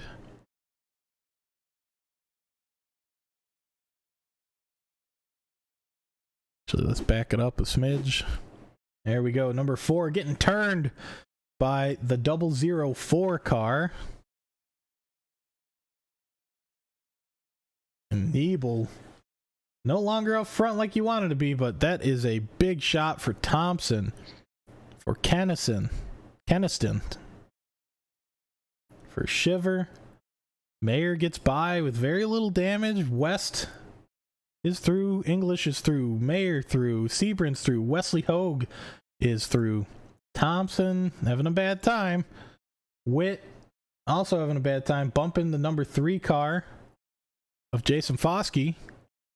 Mark Mann having a hard time. And yeah, just carnage for the 004 of Ambrose Nebel. Wishing he would have that one back. I think he just had too big of a run. You can see he taps the bumper there. Let's back it up just a tiny bit. Here we go. He just gets a little too close. And that third line was starting to form up there with Kevin West. And that's probably what saves him and Wesley. Wesley Hogue gets saved by that third line. And just carnage. But we're going to jump back live. Lap 199. We still got the lights on, so you know what that means. We're going to have some green-white checkers going here.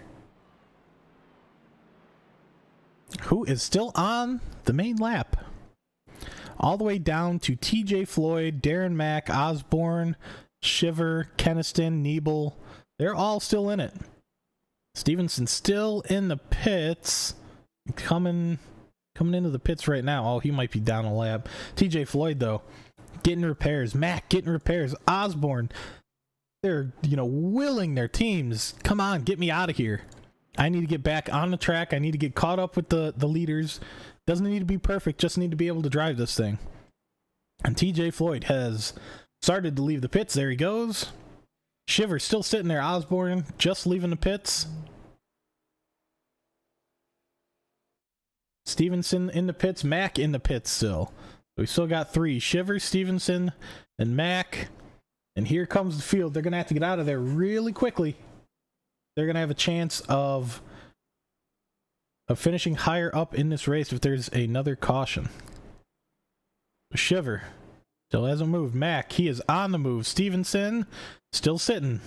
See if Mac beats the car out, and he does.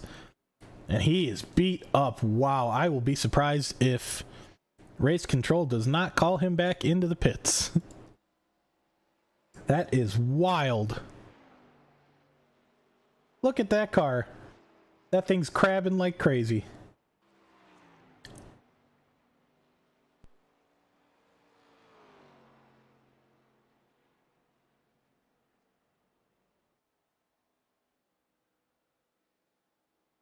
That's probably the least aerodynamic car I've seen in a long time.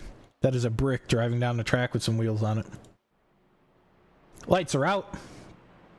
On the pace car, you know what that means. That means we're going to be going green again. And we are on the last lap of the race. So, green-white checker, I believe, is in effect. Which means we're going to get a green, we're going to get a white, and we're going to see that checkered flag. Obviously, that's how that works. But we get 3 of them. So do we think that we're going to make it through? I'm not so sure. These cars are, like I said, very chippy. I think anybody in that 3rd row, way up high, might be able to avoid any incident that comes from the lower row. It's harder to hold it up there. Those marbles sit up there. The cars aren't driving up there all race. The grip isn't nearly as good. But we'll see. We'll see how this goes.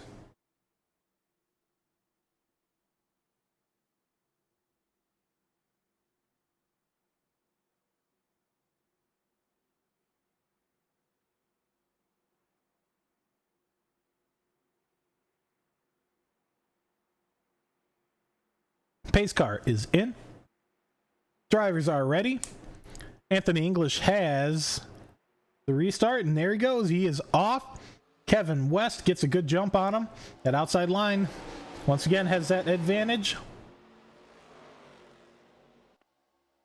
West is falling back slight little bit, but he has Seabrins right behind him, giving a great push. Seabrins probably has a little bit of damage from that incident earlier on. Somebody already trying to go 3 wide. There we go. That's 83 of Taylor Laskowski. Oh, wow, we have another big one. That is going to cause a yellow. Yes, it is. Looks like Bolliard was involved in that one. He's off the track. Let's see. Ooh, Bolliard goes flying off. Wasn't him that caused it. Like number 8 was fairly involved in that. And we saw it again. Ambrose Niebel. He was in there too. Let's see what happened to Niebel. Ooh, Niebel just gets caught up.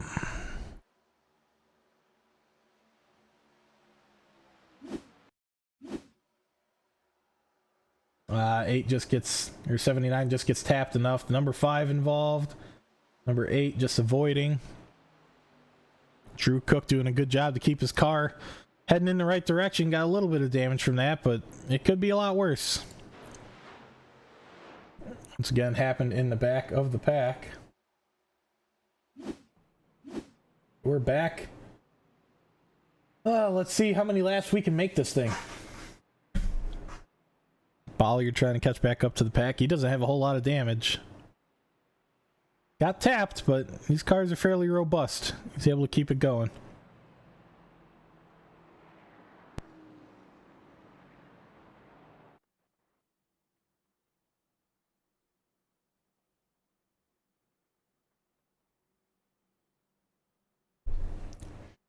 I'm going to step away for 2 seconds while we hear see these cars go by one more time. Lights should be going out on the safety car here. It will be going live once again. Oh no, it looks like we got a whole nother lap to go. Yeah, we got a whole nother lap to go, so I will take a short 1 minute break. These guys will be going around the track for a couple minutes, so I'll be right back.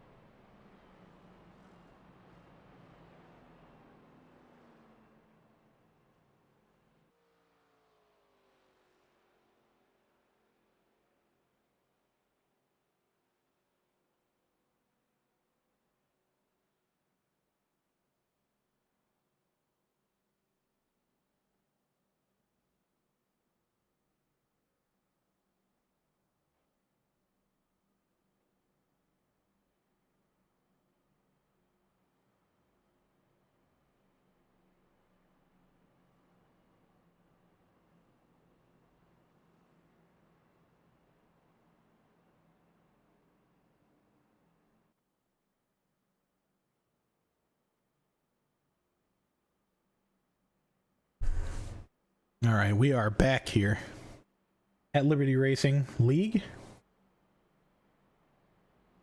I will say, this has been an exciting end to the race.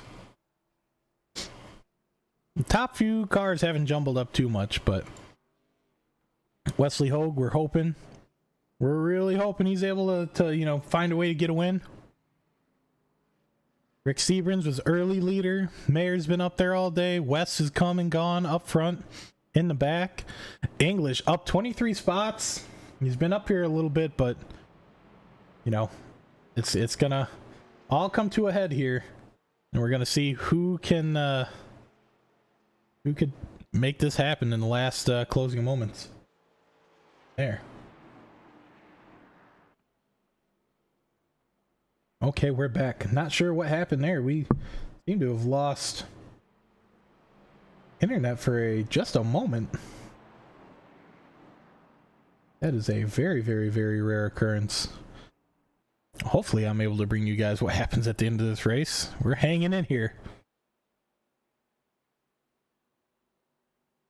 I know I'm supposed to get some thunderstorms in my area tonight, so fingers are crossed right now that we're not getting some storm interference. But you see a couple of those Wrangler cars, the 38, the 4.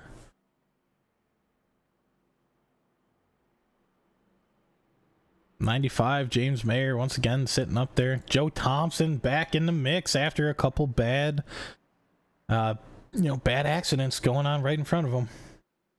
Kevin West is going to have our race lead. Or Anthony English is going to have our race lead. Kevin West is going to be trying to work that outside line to snag a win.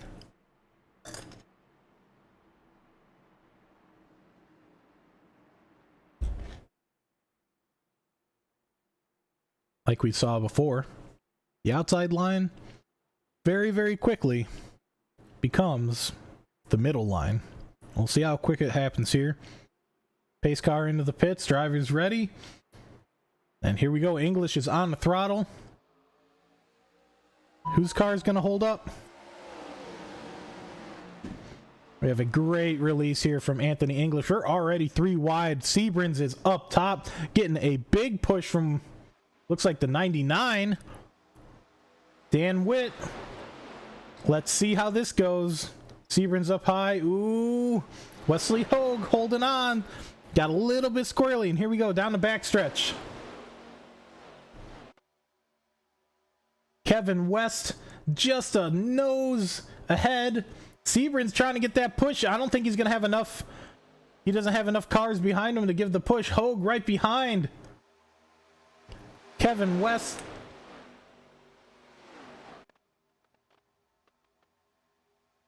And here we go. We're going to be coming across the line. This is going to be our white flag. There we are. We're on the last lap. Here we go. Anthony English up front. Kevin West in second. Kevin West has just a nose ahead of English.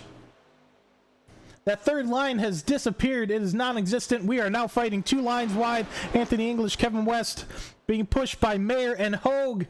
We are all over the track now. We are 4 wide.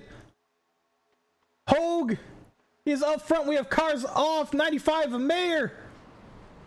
Can Hogue hold on? We do not go yellow anymore. Hogue has the push on the outside. He is going to get a push from West. No, and Hogue gets turned coming to the final line. West is going to take the race. Thompson second, Mayer third. Wow. I was not expecting West to turn to turn Hogue like that. Hogue is not in the race anymore.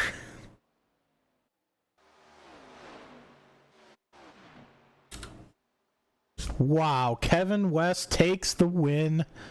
We interviewed him earlier. We're going to interview him again. We're going to see what happened and what he has to say about the turn on Hogue there. Wesley is not going to be happy. Goes from first place down the last corner to 18th. Wow. Joe Thompson up front the whole race, finds his way back up there. James Mayer in third. William Alcala comes in fourth. He was up there for quite a bit. Drew Cook up 22 positions after the incidents that happened. Osborne, he's been in the back all day, found his way up to 6th place. Sebring's up in 7th. He's down a few positions, and we'll catch Kevin West here. He's doing some donuts, isn't he?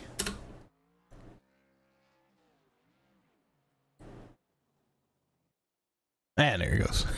All right, let's see if we can't pull some of these drivers in here for some interviews.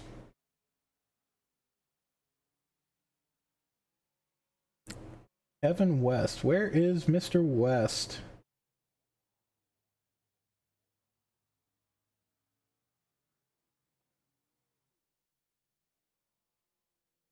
He's the only one in. So we will pull him into the broadcast. Kevin, how does it feel? You won the Daytona 500. Well, it feels pretty damn good. I hate that I kind of got into the 38 there. I really didn't mean to do that. It's barely clipped his right rear. So I want to apologize to Wes Hogue. But, we were racing really hard for the win there, so I had to go for it. Just hate that I turned him. Yeah, it was, it didn't look great from up here, but we know that the last couple corners there, everybody's racing so hard. You're not expecting to make contact there, but it's a win nonetheless. There's some great points. You get the 2 extra points, I believe, for the playoffs. So that's a huge thing. And then, it's big points. I'm not sure how the team points work here, but that's big points for your team as well. Yeah, getting a win early is pretty huge. It takes a lot of pressure off for the rest of the regular season, knowing that I'm going to go straight into the playoffs. So really stoked about that. Great points today, of course. Yeah, just hate that I turned West. I feel really bad about that, to be honest. That's not how I like to race at all. Yeah, it's unfortunate. Like I said, it was a great battle up until the end, and these things happen. It was 4 cars battling. We're looking at it now on the broadcast. You and Wes, there's nowhere really to go. You had the run. You had Thompson pushing you behind and Mayer on your inside. The only other place you can go is up into the walls. So it was a fantastic win for you. Unfortunate what happened to West, but still fantastic win. Way to hold on to it.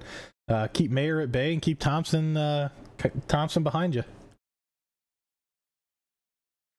Yeah, I appreciate it. Hopefully we can get us another win next week. We're running pretty good. It seems like cars are running good, so we'll show up next week and see what we can do. It was great talking to you. Any shout outs to anybody while we got you in here? I want to say shout out to my wife.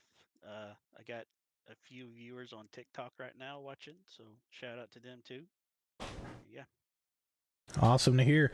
Well, congrats again. Hopefully we get to talk to you again next week. All right, I'll see you then. All right, we have Taylor Laskowski is in here as well. Mr. Laskowski, Laskowski? Help me out here, Taylor. Yeah, Laskowski. You had it right the first time. Laskowski, okay. I thought I had it right, but I always second guess myself when it comes to names. What was your view of that race? You ended up coming in 11th. You know, some incidents happening right there at the end. Looks like you came across the line pretty banged up. What was it like in the 83 machine coming across the line? Just wrecked.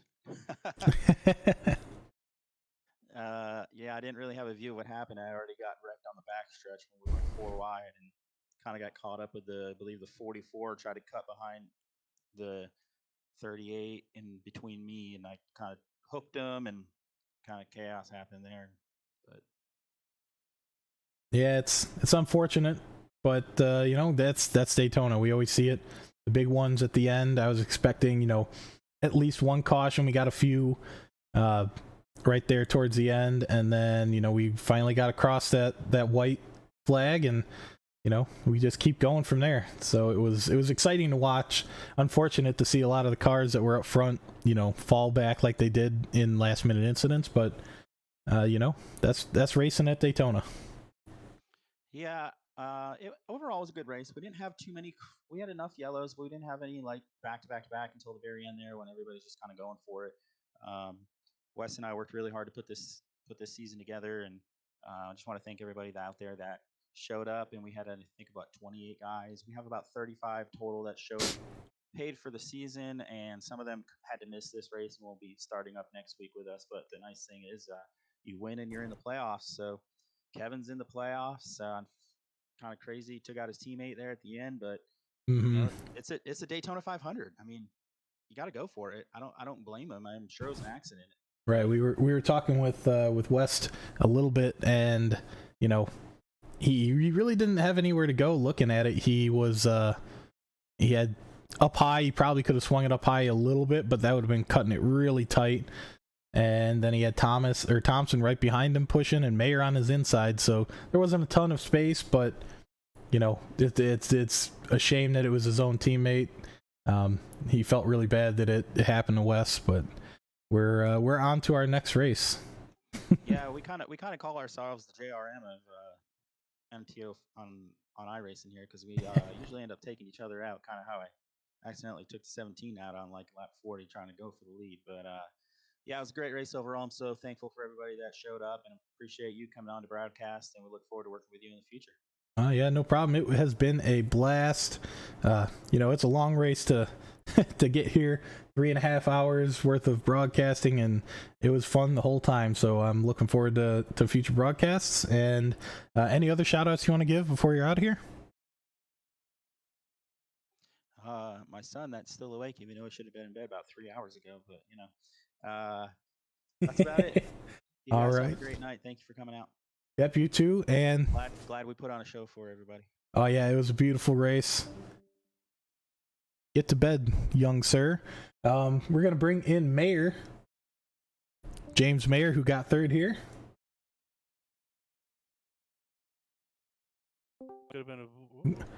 Hey James, we got you up here in the booth. Third place for you. That was a hell of a race, huh? Yeah, we managed to stay clean for 197 laps of it. Is when I got my first X there. So yeah, we try to stay up front and try to avoid some of the mess and the carnage and have a look at it at the end, and we did. And you always got to figure that last lap is going to get real aggressive, and we needed a little bit of help, and we didn't get it. Yeah, it was a little bit of a bumper cars there behind you guys, but you know, the last lap here, you Thompson, Kevin West, and you had Wes Hogue. He was right there with you as well. Yep. And it was just unfortunate he gets turned by his teammate Kevin West. You guys end up having a good finish there, but overall, yeah, I'm sure Hogue's not happy, and we already talked to Kevin West, and he feels bad for the turn of his teammate, but we were looking at it, not a whole lot of space, and it's the last lap, it's the last turn. You're just trying to do everything you can to get up front, and when you're one of the last 4 cars able to do it, you're gonna try and do anything you can to get there. Yeah, especially with a teammate. I'm sure he wanted to give him a good shot there, and he's probably just a little bit off center. And I mean, it's real easy with these cars to do what happened. So I wouldn't blame him for pushing hard. Yep. Yeah, we saw some great racing all throughout the race. Some really great pushes by yourself, Thompson, Schmidt. He was doing a really good job of just putting the front bumper right on the rear bumper of the car in front of you, without turning a car and without causing a big wreck like you're talking about there. And if you're just a little off center, it can be a big one. But we saw great racing throughout the whole 200 laps. Last bit. Once again, it's Daytona. It's Daytona 500. You're going to see those at the last lap. Yeah, definitely coming to the end. Nobody wants to finish second, especially after that long of a race. So I kind of figured it was gonna get real aggressive there. I thought if a group could have got that third line hooked up, I think the third line would have been pretty good. But yeah, we were watching you. You jumped up there. I think it was the second to last green white checker, and you jumped up there and had a good push, and then it all kind of settled back down with the yellow. Yeah. But it just never developed. It looked like somebody had jumped up there early on, but I think it might have been either too early or not everybody was on the same page on get behind them, and it just kind of disintegrated. It was a 2-line race up until the end there. Yeah, I got a big run there on that one of them restarts there. That's I was like, I'll just see what happens here, and it took off like a rocket. So I was like, well, this might be the line to be in. But yeah, I mean, overall, I mean, a good race. I don't think anybody can complain about it. I mean, I'm sure some guys had some bad luck, but it's a long season, and we're all going to have that at some point. So yeah, long season, long race tonight. A lot of people ended up being a lap down, ended up recovering. I think Seabrins was a lap down. He ended up in 7th and fighting for the end there. Man, I want to say he was in the back for quite a while. Just a lot of cars that ended up recovering over this long race, and each race is going to be like that. So yeah, if you stick with it, you'll get the breaks you need, I'm sure, especially in a long race. So I think they both did go a lap down at one point. I think Rick might even went 2 down. I think so. I think he was 2 laps down after I think the first incident he was in. So it was a great recovery from a lot of drivers.